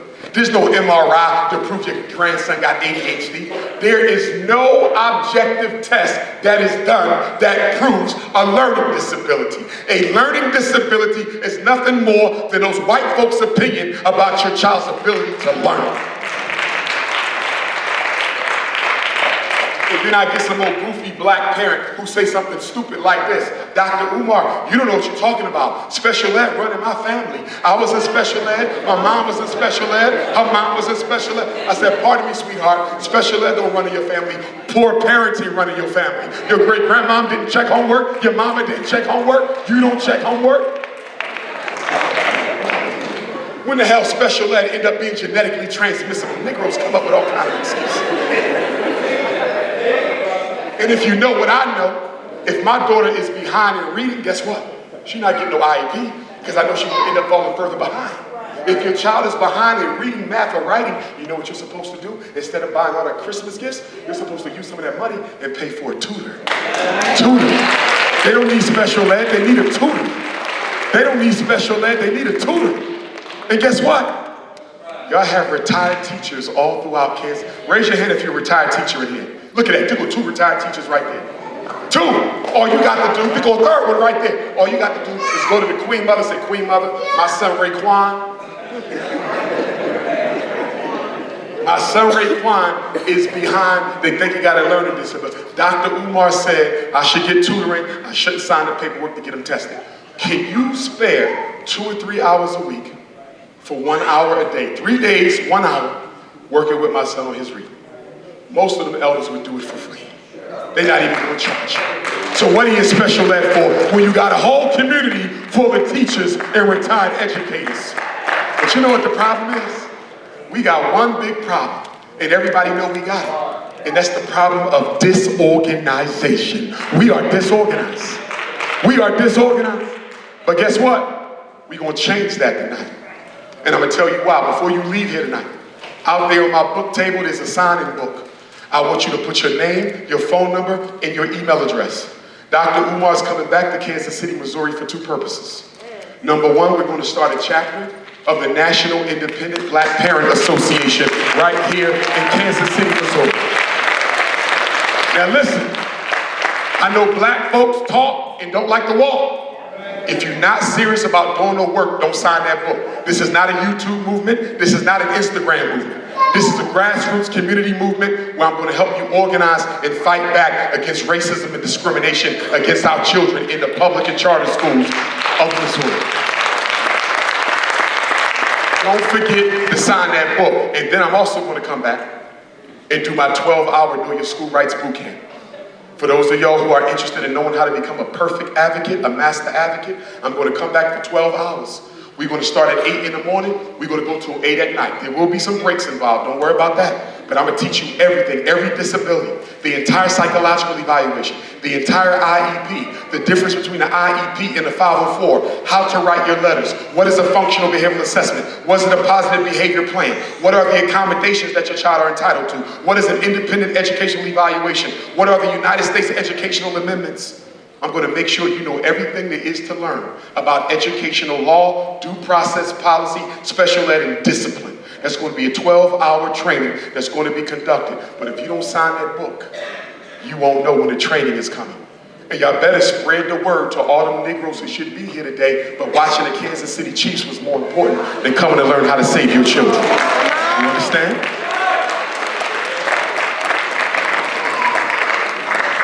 And before I go any further, I want to put your hands together for Sister Siobhan and Brother Kobe, mother and son, who put this whole thing together. A mother and son who put this whole thing together by themselves. A mother and son who put this whole thing together by themselves, brothers and sisters. Yes. Yes. Yes. Hey, Queen, good to see you there. Yes, ma'am. Now, it's 5:41. I'm going to stop at 6 o'clock on the dot. 20 more minutes. When I stop at 6 o'clock on the dot, I'm going to ask Sister Siobhan if we got time to do a few questions. If we do, we'll take a few questions. If we don't, we will automatically go into the photo taking session and the book signing session as well. As I said, if you want to get a book, they're out in the lobby. You can pay with Apple Pay, Zelle, Venmo, PayPal, credit card, or cash. Now, here's what I want to say. The next point I want to give you guys is this. If your child is ever evaluated at school, and we're going to really get into this at the boot camp training, but I want to give you this now so none of you make any mistakes now. Whenever your child is evaluated by a public or charter school in America, if you don't agree with the evaluation, you have a right to a second opinion. It's called independent educational evaluation. It's in the book, and we're going to go over it during the training. But I want you parents to know this because some of you are getting your children evaluated. You don't agree with the autism. You don't agree with the emotional disturbance. You don't agree with the ADHD. You don't agree with what they're pushing, but you don't know what to do. All you have to do is write a letter to your son's principal. Dear Dr. Silver Snuff, my son Raekwon is a 5th grader at We Hate Black Children Charter School in Kansas City, Missouri. I recently received a psychoeducational evaluation that determined Raekwon has a reading disability. I do not agree with your determination.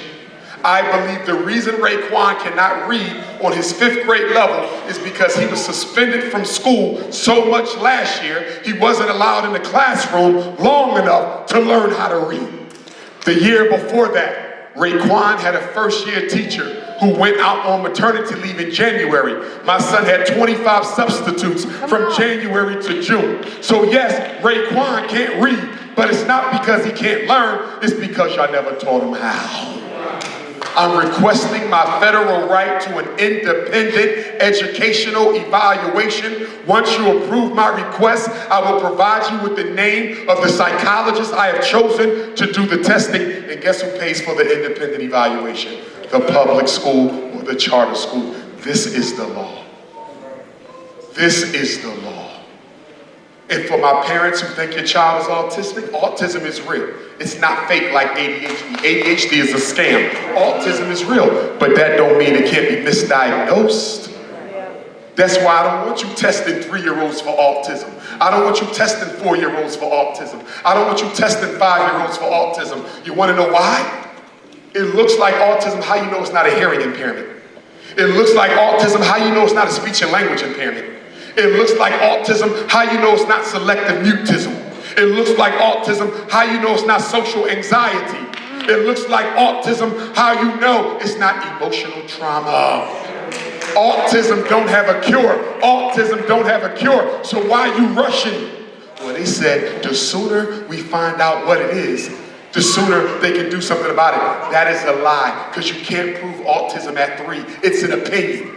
And there is no drug to reverse autism. But if you take a normal kid who's not autistic and put him in an autistic class, after 1 year, your child who is not autistic, because he's surrounded by children who are going to start imitating them, acting like them, sounding like them, and behaving like them. So a child who wasn't autism, they socially autistic now because you didn't listen to Dr. Umar and you let them hustle your child for some early money in the form of a 3-year-old autism evaluation. Y'all better cut it out. My child would never get tested for autism until they're at least 6 years old. No way in hell are you testing my child at 3, 4, and 5 for autism. You know why they're doing that? For money. For money.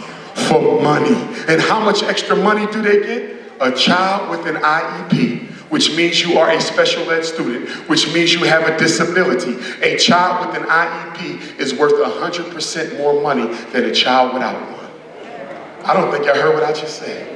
Let's just say hypothetically in Kansas City, Missouri, and I'm not sure of how much they spend per pupil in your state, but let's just say hypothetically they spend $9,000 per pupil in Kansas City, Missouri in the public and charter schools. $9,000. Once Dr. Umar says he's retarded, once Dr. Umar says he has a reading disability, once Dr. Umar says he's autistic, your son isn't worth $9,000 no more. He's worth $18,000. And guess what? They get the extra $9,000 every single year. So let's do a quick little test. Your son is in the 2nd grade. You let him get tested for autism or a learning disability or ADHD or an emotional disturbance. Shame on you, because that was trifling black parenting. But nonetheless, 2nd grade diagnosis. He's worth an extra $9,000. He don't graduate till he's 12, if he graduates at all.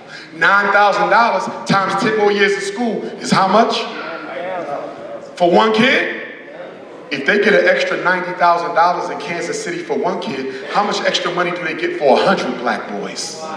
How much extra money do they get for 500 black boys? How much extra money they get for 1,000 black boys? Does anybody in this auditorium know what the Kansas City, Missouri public school special ed budget is? Do you know how many white people living in the suburbs because you won't make your child practice his reading skills?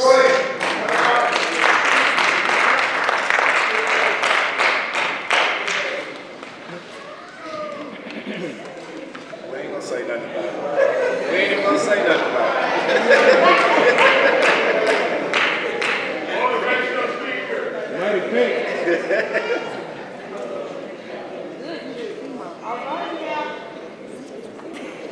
They don't call me Big Papa for nothing.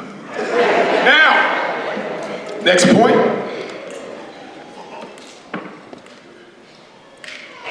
Special ed kids with behavior problems. Listen up. This is important because a lot of y'all got children with IEPs who ain't got no damn sense. Listen up. Listen to me. This is important if you got a child with behavior.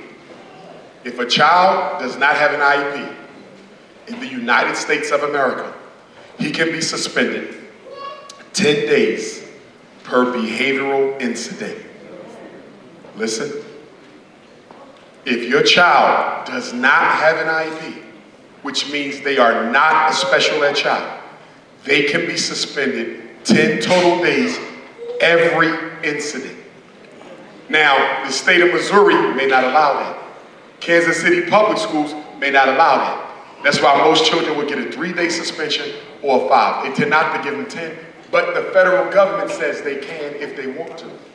10 per incident. Your child has an IEP, which means they have a disability, which means they're in special ed. Guess what? Federal special ed law says a child with an IEP can only be suspended 10 total days from the first day of school till the last day of school. Did y'all hear what I just said? Now, some of y'all looking at me like I don't know what I'm talking about because your child had an IEP for years and you know he been getting suspended more than 10 days. That means your child's school been breaking the law. That means you need to call an IEP meeting. That means they owe you compensatory education for illegal removal. IEP must be done every 365 days. So there's one IEP a year, but there's one psychoeducational evaluation every 3 years. So if you call Dr. Umar up and you need some consultation, I'm going to ask you for the evals. And if you ain't got them, I'm going to call you trifling. And then I'm going to tell you how to get them. How do you get your child's paperwork if you don't have it? This is also in my book. There's a federal law called FERPA 1974. Write it down if you're taking notes. FERPA 1974. FERPA stands for Family Educational Rights and Privacy Act. Family Educational Rights and Privacy Act. This is the federal law that gives you a complete copy of all your child's paperwork in the school. All you have to do is write a letter. Dear Dr. Silver Snuff, my son Raekwon is a 5th grader at We Hate Black Boys Public School. I'm requesting a complete copy of Raekwon's academic record to include all disciplinary forms, standardized tests, report cards, classroom notes, teacher files, school nurse documentation, all psychological evals, all special ed paperwork, and any other necessary information. I understand you have 45 days to provide me with my requested copy of my son's record. Please let me know if there is a cost associated with my request. They cannot charge you for the service. They can charge you for the copy. It's only going to cost you $20. Now, some of y'all got real badass kids. They got a big file, like 10 Bibles. That might cost you $100. But most of you, it's only going to cost you about $20. And y'all need to get a copy of your child's file at least once every 3 years. And always before they transfer to another school. Because guess what? Your daughter is in the 8th grade. She's a straight A and B kid. She wants to go to the best high school in Kansas City, but we got a problem. She got in trouble for a fight last year, and the teacher wrote it up and said that your daughter assaulted her when all she did was bumped into her on the way out the door. So the school your daughter wants to go to is looking at her record, and they see a teacher assault, which was not even a teacher assault in the record, and you as the mother or father never got a copy of your daughter's records, because if you had a copy of her record before she applied to the high school, you could have petitioned the superintendent to remove that disciplinary write-up. These are your rights, and that's why I have to come back to train you for 12 hours so you know how to do this, so you will be an effective member of the Kansas City chapter of the National Independent Black Parent Association. Next point, I'm going back to behavior. Regular ed kid can be suspended how many days per incident? 10. A special ed kid can be suspended 10 days total from the beginning to the end, right? Now, can they suspend your kid after 10 days if they have an IEP? Yes and no. No, they can't unless the IEP team comes together and conducts what's called a manifestation determination. If you have a child in special ed, you need to listen up, because this is where they screw y'all at, because you don't know the damn law. So remember, he got suspended 2 days in September, they got 8 days left. He got another 2 days in November, they got 6 days left. He got suspended for 1 day in December, they got 5 days left. He got a 2-day suspension in January, 3 days left. He got a 3-day suspension in March, they have no days left. They maxed out their 10. But guess what? Raekwon got into a fight, and they want to give him 3 more days. They didn't max out the 10. The only way they can remove Raekwon from the school for 3 more days, because he's a special ed kid, is the IEP team has to come together, which includes you. The parent is a mandated member of the special ed IEP team. Now, there's 2 questions you got to answer at the manifestation determination meeting. Follow me, y'all. If you don't follow this, it's in the book. If you still need help, I'm going to give all y'all my phone number tonight. You can call me if you need to reach me, and we can schedule a consultation. I charge $75 for a phone conversation, $100 if you want to jump on the Zoom and look at my fine ass face. Anyway.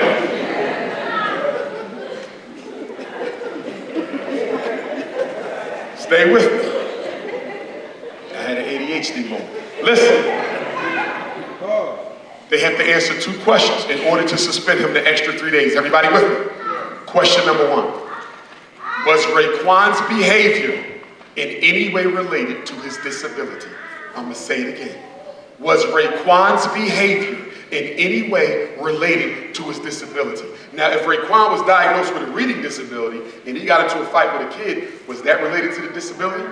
No, unless the child was bullying Raekwon because he has trouble reading. Now the fight is related to the disability. Are y'all following me? Okay. Let me give you another example. Your son is diagnosed with conduct disorder. Is that related to the behavior in question? Hell yeah, because conduct disorder kids beat people up. That's the definition of a conduct disorder. So will they be able to suspend him the extra 3 days? No. Y'all see how this works? Was the behavior for which he's going to be punished related to his disability? Second question, was the IEP appropriate in being implemented as designed? Now, let's say the first question, your child's behavior had nothing to do with the disability. Guess what? Let's look at the second question. Here we go. Did Raekwon have a history of behavior problems? Wasn't Raekwon getting in fights all year? Did the IEP team ever conduct a functional behavioral assessment and positive behavior plan to deal with Raekwon's behavior problems? Nope. You never got called to the school to develop a functional behavioral assessment. You never got called to the school, black mom or dad, to develop a positive behavior plan. So question number 2, was the IEP appropriate in being implemented as designed? No. So guess what? They can't suspend your child no more. That's the law. But if you don't know your rights, they'll bring you to the meeting. And like a lot of y'all will do, all trifling, you'll just sign off on the paperwork and don't even read it. And that's another problem, black parents. Will you please stop signing papers that you did not read? And I'm gonna tell you something else, and this is for all the black mothers in here. Will you please stop telling your personal business to your child's teacher? They are not your friends. Y'all go in there, you think your child teacher your life coach, don't you?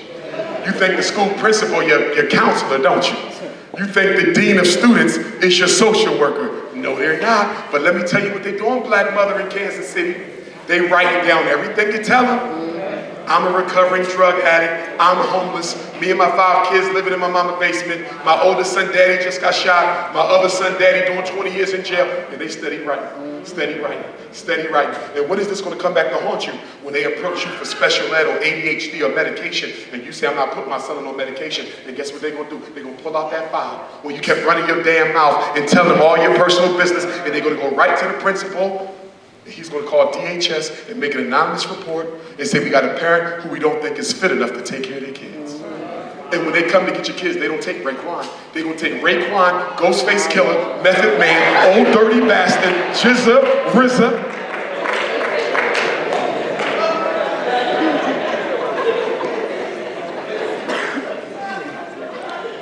And stop telling me your kids got ADHD. ADHD don't even exist. You know what ADHD really is? Ain't no daddy at home disorder. ADHD.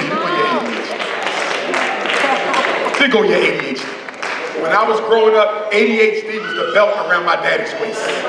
But guess what? The daddies ain't there no more. So you know what they substitute the daddy? Who did they substitute the daddy for? The doctor. The doctor is now subbing for the daddy, and the doctor don't do nothing but write prescriptions. And I'm gonna tell y'all this right now, as we close this out, and y'all better be listening to Dr. Umar real good. If you don't plan on drugging your child, never get an ADHD eval. Never get a conduct disorder eval. Never get an ODD eval. You know why? The only purpose of the ADHD evaluation is to do what? Force medication. The only purpose of the conduct disorder eval is to do what? Force medication. The only purpose of the oppositional defiant disorder eval is to do what? Force medication. If you don't plan on doping up your child, why did they get tested for ADHD in the first place? Y'all see how this works? And then y'all say, well, Dr. Umar, Mrs. Silverberger wanted to see if he had ADHD. I don't care what she wanted to see. Your child is not an experiment. Your child is not a research monkey. And then half of y'all would take your kids to a white psychologist? Why are black people taking black children to white people to find out what's wrong with them? Find you a black psychologist. There is the Association of Black Psychologists. If you have trouble finding a psychologist, you can text Dr. Umar and I will help you find a black psychologist. But stop taking black children to white people.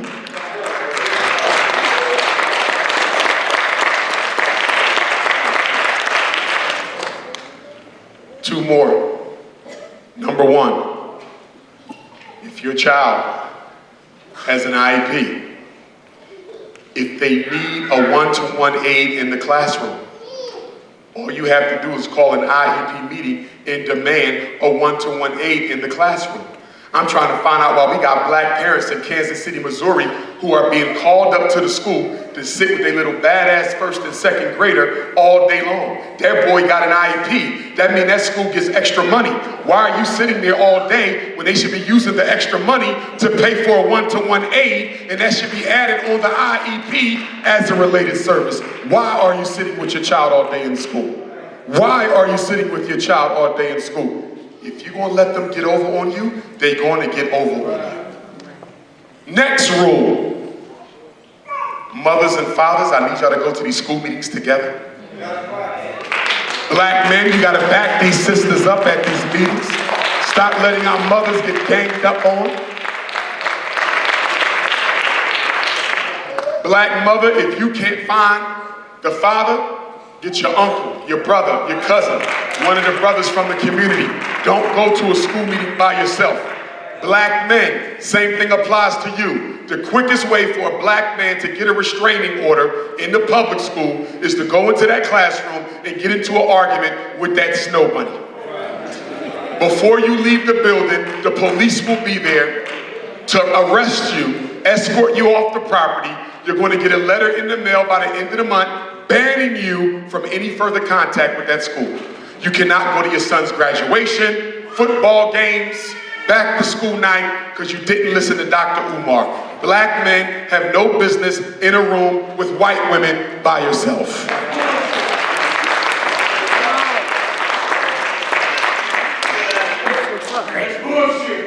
Well, if that's your opinion, so be it. You don't know what you're talking about. Sure, whatever. I don't even know who's running their mouth.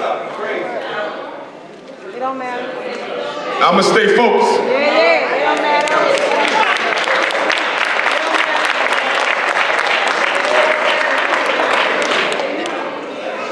What has always bothered me in my work is when people don't care for Dr. Umar. Why do you bother to bring your ass out to my lecture if you got a problem with me? Take your dusty ass home, nigga.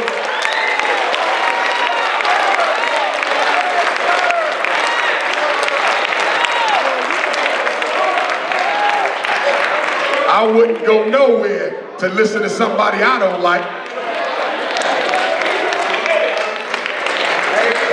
It ain't my fault I'm the most requested black scholar in the world. It ain't my fault I look better than your ass. It ain't my fault I got more credentials than everybody you know.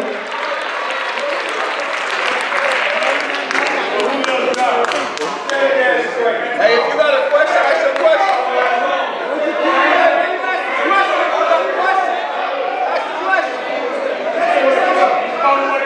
Ask the question, big dog.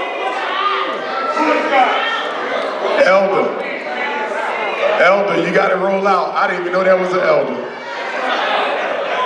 That hurts in my heart. But we're not going to trip y'all because we have a lot of mental illness in our community. I don't know what's going on with my brother. It could be a psychotic issue. It could be you know what I'm saying? So I'm not going to trip. He was an elder. I thought he was a young boy. So, last thing. I forgot where I was.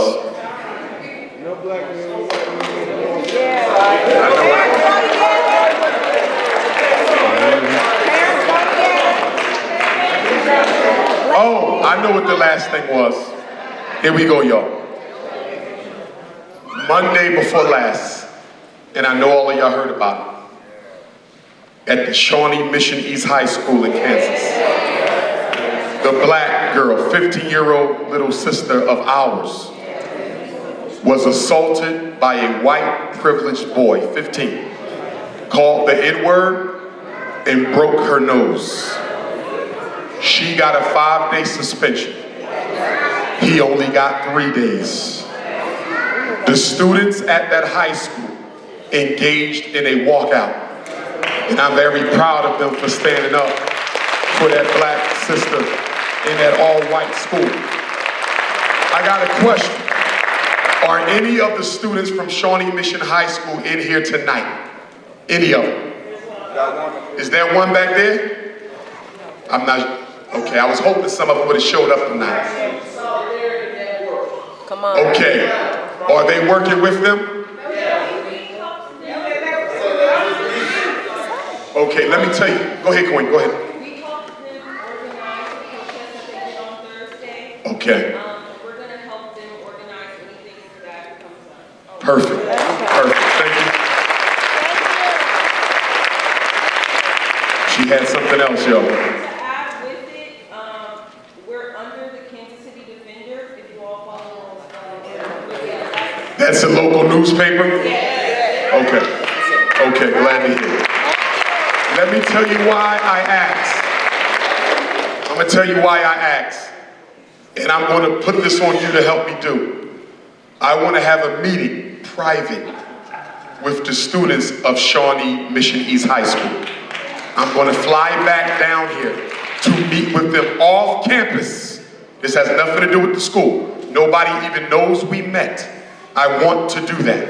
And if there's anybody here who knows a parent of a child who goes to that high school, give them my number that I'm about to give to you. I want a private off-campus meeting with the students to decide and discuss some strategies that they can use to bring justice in that school legally, procedurally, and effectively. And I would like the parents to be there as well, because parents have a separate process that they need to go through in order to bring justice to that school. And one of the things that the black parents need to do at Shawnee Mission East High School is file a collective complaint of racial discrimination with the United States Department of Education Office of Civil Rights. So I want to speak with them, okay? They don't have to let nobody know they met with Dr. Umar, because I know a lot of black people are scared of being around me because they love whites. I understand. But I just want to have that meeting. Now let me give all of you my phone number. I'm going to repeat my number 3 times. 215-989-9858. Again, 215-989-9858. Again, for my special ed parents. Thank you. I'm picking with you. You didn't belong in special ed, and neither did your child. 215-989-9858. That is my personal cell. Don't call it because I don't answer the phone. If you text me, I will text you back. Ladies, it ain't that kind of party. I'm fresh off a scandal, 10 years free. But listen, I want to say thank you to all of you who have donated to and supported the Frederick Douglass and Marcus Garvey Academy. I want to say thank you from the bottom of my heart. We get plenty of donations from Kansas City, Leavenworth, Kansas, and all around Missouri. St. Louis, Missouri, Kansas City, Missouri. We get donations from all over. I want to say thank you, and I want to invite you to Wilmington, Delaware. 20 minutes from the Philadelphia, Pennsylvania International Airport. Wilmington, Delaware is Philly's backyard. We're going to be having a grand opening celebration for our donors. If you haven't donated, you need to donate. When you get your book today, you're going to get a bookmark that has the school donation information on it. If you're not a donor, you cannot participate, so please make sure you donate something, whatever you can. I don't care if it's $20. I'm looking at April for the grand opening, or we might delay it until September, the 2nd Saturday in September, when we do our 3rd annual FDMG Outdoor Festival. So I want y'all to come to Philly and celebrate and bring your children as well. We have children games, book bags, free giveaways, competitions. There's going to be a conference inside the school, and we're also going to have the Unapologetically African Awards. And the first annual Unapologetically African Awards is going to focus on celebrating our elders. I'm tired of us celebrating people after they die. Let's celebrate them while they're still on life. Give them their flowers while they're here. Okay? And I'm going to tell y'all this right now. Although FDMG is a school by day, it will be a community organizing headquarters by night. We will be having the Conscious Singles Convention, because we can't have our sisters dating online. The online dating apps ain't nothing but sexual trafficking. So if you conscious and you looking for a conscious heterosexual mate, we will be having the Conscious Singles Convention. But ladies, you know what I'm going to say. You can't come to the Conscious Singles Convention unless you have your own hair on your head. All natural queens on. All natural queens on. All natural queens on. And if you want to work at the Frederick Douglass Marcus Garvey Academy, please send me your resume, fdmgresumes@gmail.com. We need math teachers, we need language, we need civics, we need social studies, we need science. But guess what else we need? We need black women who know how to do natural hair. So when we open up the Girls Academy, you can teach them how to take care of their natural hair. We need brothers and sisters who know how to farm and do hydroponics and solar energy. We need brothers who know how to do gun training and African martial arts, security guards, bus drivers, school nurse, school secretary. Listen, herbalists. The question is not whether you're a certified teacher. That's not the question. We are independent school. Private school certifications are different from public school. Only question you gotta ask yourself, do you have a skill that black children need to learn? Massage therapy. You can come and teach them massage therapy. If you can speak more than one African language, we need you, because every child will be fluent in 3 African languages. Not only that, we have a sister who's going to donate some sewing machines. She's going to come and teach the boys how to sew their own clothing. We met another brother who makes shoes. He's going to teach the boys how to make their own shoes. I met another brother, he's a shellfish crabber. He's going to teach our boys how to go shellfish crabbing for crabs and shrimps and oysters and all of that. And we're going to have us a seafood festival once a month to raise money for the school. So if you have a skill that you think the next generation can benefit from, whether you want to volunteer it, whether you want to be an employee, or whether you want to be a part-time employee who just comes to the school once or twice a month to teach your craft, I want to hear from you, brothers and sisters. I want to hear from you. But more than that, we need to find a school building that's vacant right here in Kansas City, Missouri, for Frederick Douglass Marcus Garvey, Kansas City, Missouri, brothers and sisters. Get me a building, I will take care of the rest. Let Mayor Quinton know we don't want no government money. All we need is the damn building. Get me an abandoned building in Kansas City, Missouri, and we will have the Kansas City, Missouri chapter of the Frederick Douglass Marcus Garvey Academy. I want to close with a quote coming from Frederick Douglass. My family came to America in 1701. A black man named Bailey stolen from the Igbo nation of Nigeria. He married a black woman by the name of Selah, for whom my 12-year-old daughter is named. In 1745, Grandmom Selah gave birth to Grandmom Jenny. In 1774, Grandmom Jenny gave birth to Grandmom Betsy. This is my 6 times great-grandmother and the woman who would raise Frederick Douglass and my grandfather Stephen on Tuckahoe Creek in Tyler County, Maryland. At the age of 20, Frederick Douglass runs away. But his name was not Frederick Douglass then, he was Frederick Bailey. His mother was my Aunt Harriet, who was raped by Aaron Anthony, the white man who owned our family. Slave master Aaron Anthony also raped my 5 times great-grandmother, young Betsy Bailey, and that's how my 4 times great-grandfather, Stephen Henry Bailey, came into this world. Frederick and Stephen were raised by Grandma Betsy as cousins. But at some point, Frederick Douglass was sent to go live in Baltimore. Grandpa Stephen remained with Grandma Betsy until she died. At the age of 20, Cousin Fred ran away from Baltimore through FDMG, Wilmington, Delaware, up to Philadelphia, on to New York, where he was reunited with his wife, Anna Murray Douglas, the blue, black, purple woman he was married to for almost 50 years until she died. The Civil War begins in 1861. Grandpop Stephen marries Grandmom Caroline. He enrolls in the U.S. Colored Troops of Maryland, 9th Regiment. Their firstborn son, my 3-time great-grandfather, George Washington Bailey, the first black public school teacher in Dayton, Maryland. He also signs up for the Civil War, U.S. Colored Troops, 19th Regiment. Cousin Frederick doesn't fight in the Civil War, but he sends 2 of his sons, Lewis and Charles Douglas. They go north to Boston, Massachusetts, and they enroll in the 54th Massachusetts Colored Regiment. If you ever seen the movie Glory with Denzel Washington and Morgan Freeman, that is the story of my cousins, Lewis and Charles Douglas. But guess who else was in the 54th? Grandson of Sojourner Truth. Guess who else was in the 54th? Son of Major Dr. Martin Robinson Delaney, the grandfather of Pan-Africanism. So when the Civil War is over, my grandpa George marries Grandmom Annie. Grandmom Annie is the niece of Bishop Alexander Wayman, 7th Bishop after Richard Island of the African Methodist Episcopal Church. They had my Grandmom Caroline. She moves to Philadelphia. She has my Grandma Vivian. Grandma Vivian marries a Spanish-speaking Cuban African from Havana, my Grandpa Cicero, who I met on his deathbed before he went to go be with the ancestors.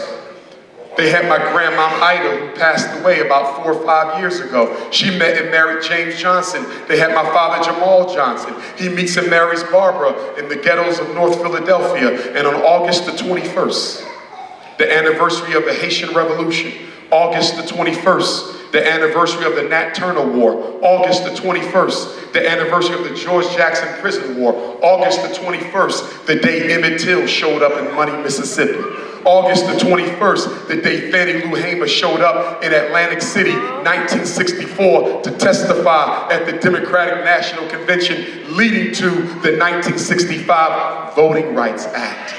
On August the 24th, I was born in North Philadelphia. Frederick Douglass said, if there is no struggle, there is no progress. Those who profess to favor freedom and deprecate agitation are like men who want crops without plowing up the ground. They want rain, but can't stand thunder or lightning. They want the ocean, but they're scared of the awful roar of its waters. Frederick Douglass said, a man may not get all he pays for, but we will pay for all that we get. And if we are ever to become free of the injustices inflicted upon us as African people, we will pay for their removal. We may pay with blood, we may pay with blows, we may pay with words, we may have to pay with our life.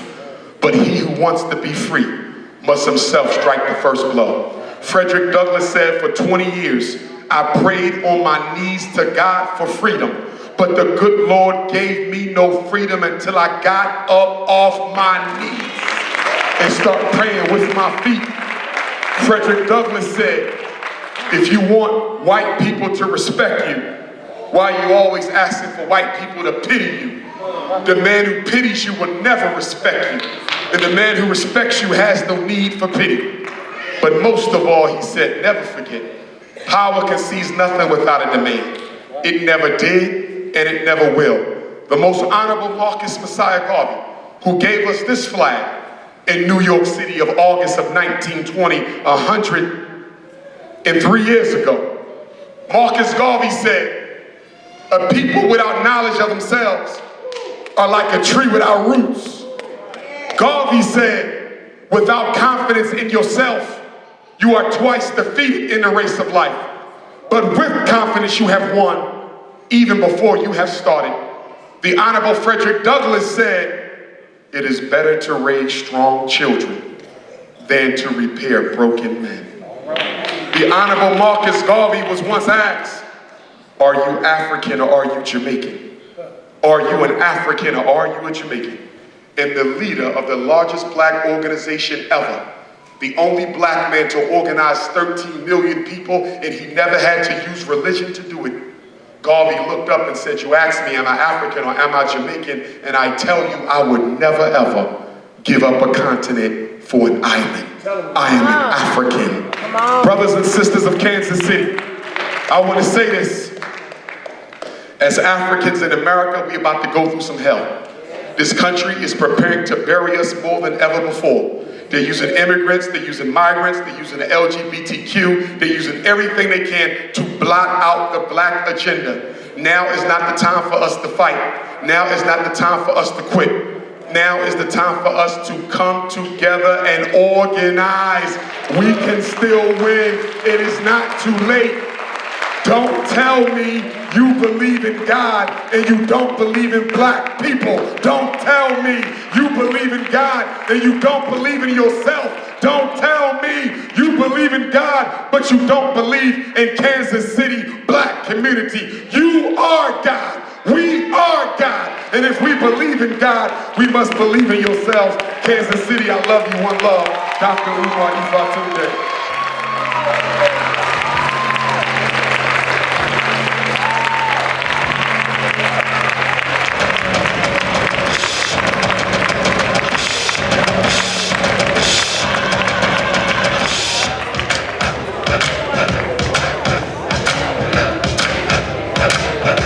Brothers and sisters, real quick.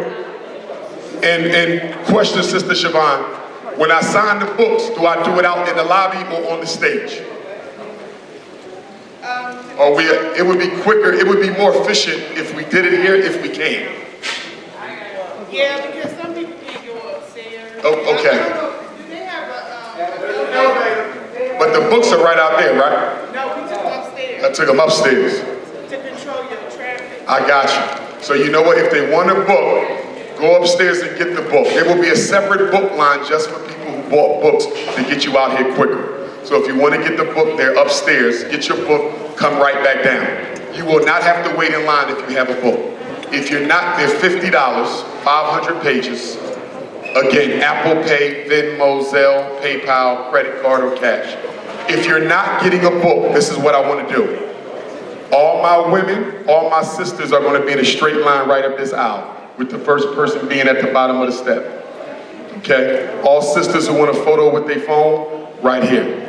All brothers who want a photo with their phone, you're straight down this aisle right here, with the first person being at the bottom of the step. Have your phones out, have them ready so we don't lose time.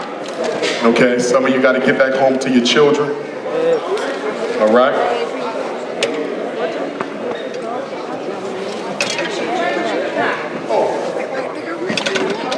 My ADHD. No, we can. Did you have one, beautiful? Okay, so that's one. Now I'm gonna just repeat. So you're number one. I'm only going to do 5. Who's my number 2? Brother is the second question. Who's my third question?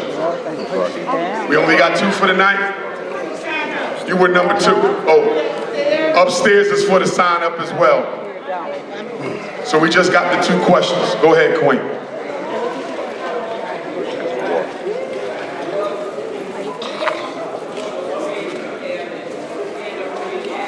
Thank you. Sure.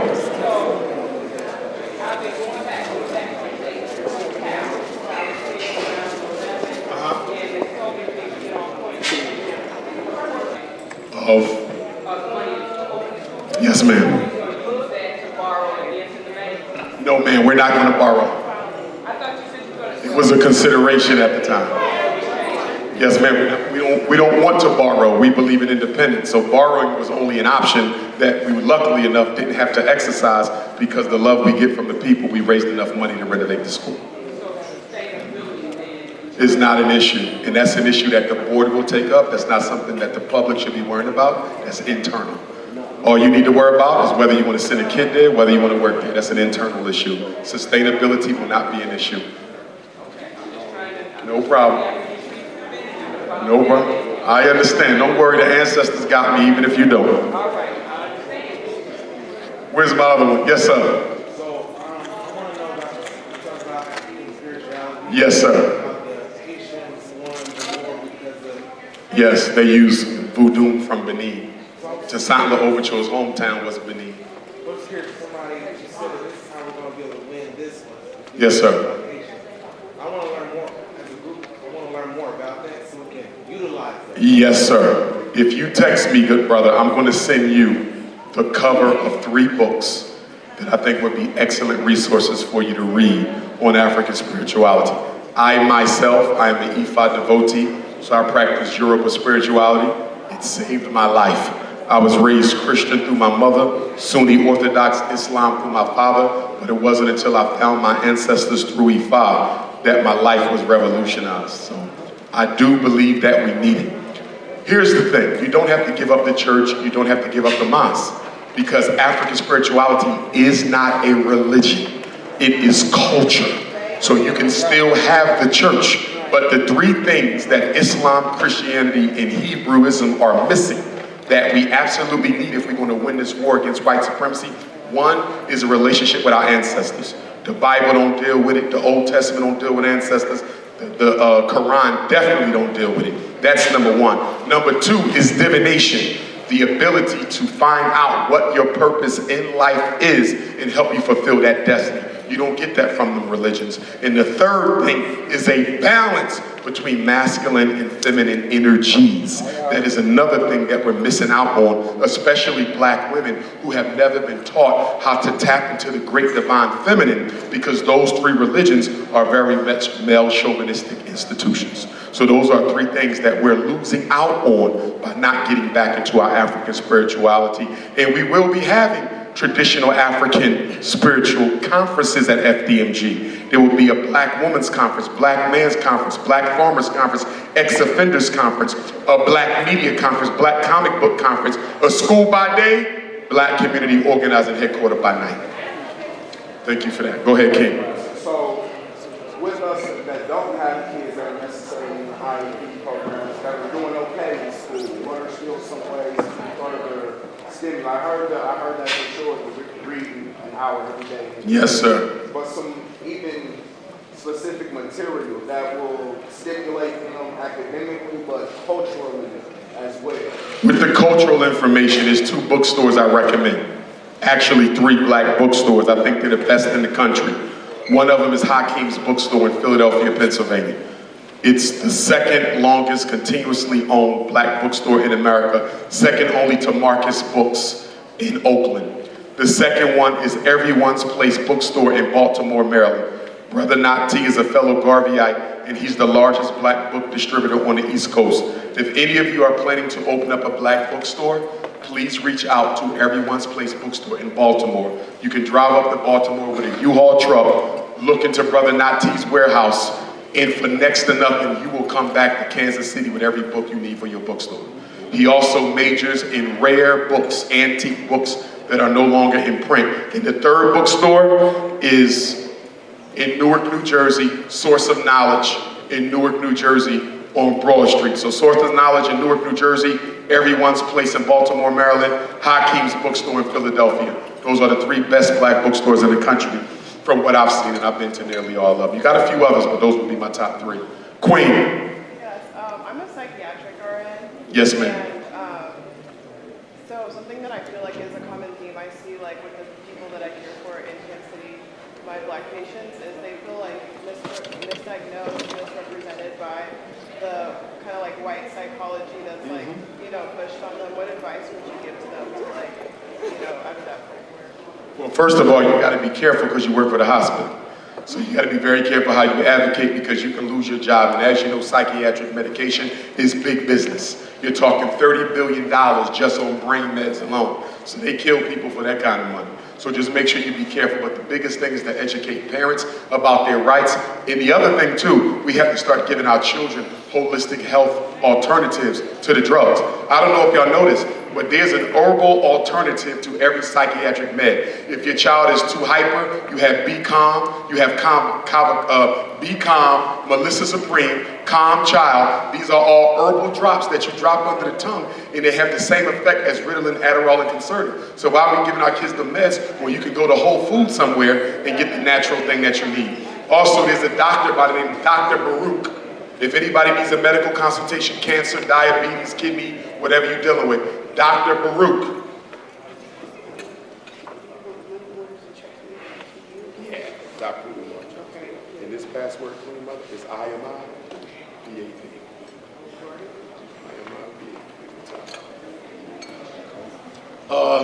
Dr. Baruch has a holistic vegan restaurant. It's called Everlasting Life Cafe. Go on your internet, Google Everlasting Life Cafe, Capitol Heights, Maryland. Everlasting Life Cafe, Capitol Heights, Maryland. Call the restaurant. I would like to schedule a private telephone consultation with Dr. Baruch to discuss a medical issue that I'm having. Please reach out to him before you start taking these drugs. I'm gonna give you one more. Dr. Sabi's widow. I forget the Queen Mother's name. She's in Brooklyn. And the name of her practice is called The Fig Tree. Brooklyn, New York. Google it on your phone. F-I-G, The Fig Tree. Dr. Sabi's wife still does medical consultation. So you have Fig Tree in Brooklyn, and you have Everlasting Life Cafe in Capitol Heights, Maryland, with Dr. Baruch. In fact, I'll be going there to speak again real soon. He just moved into a new building down in Capitol Heights, Maryland.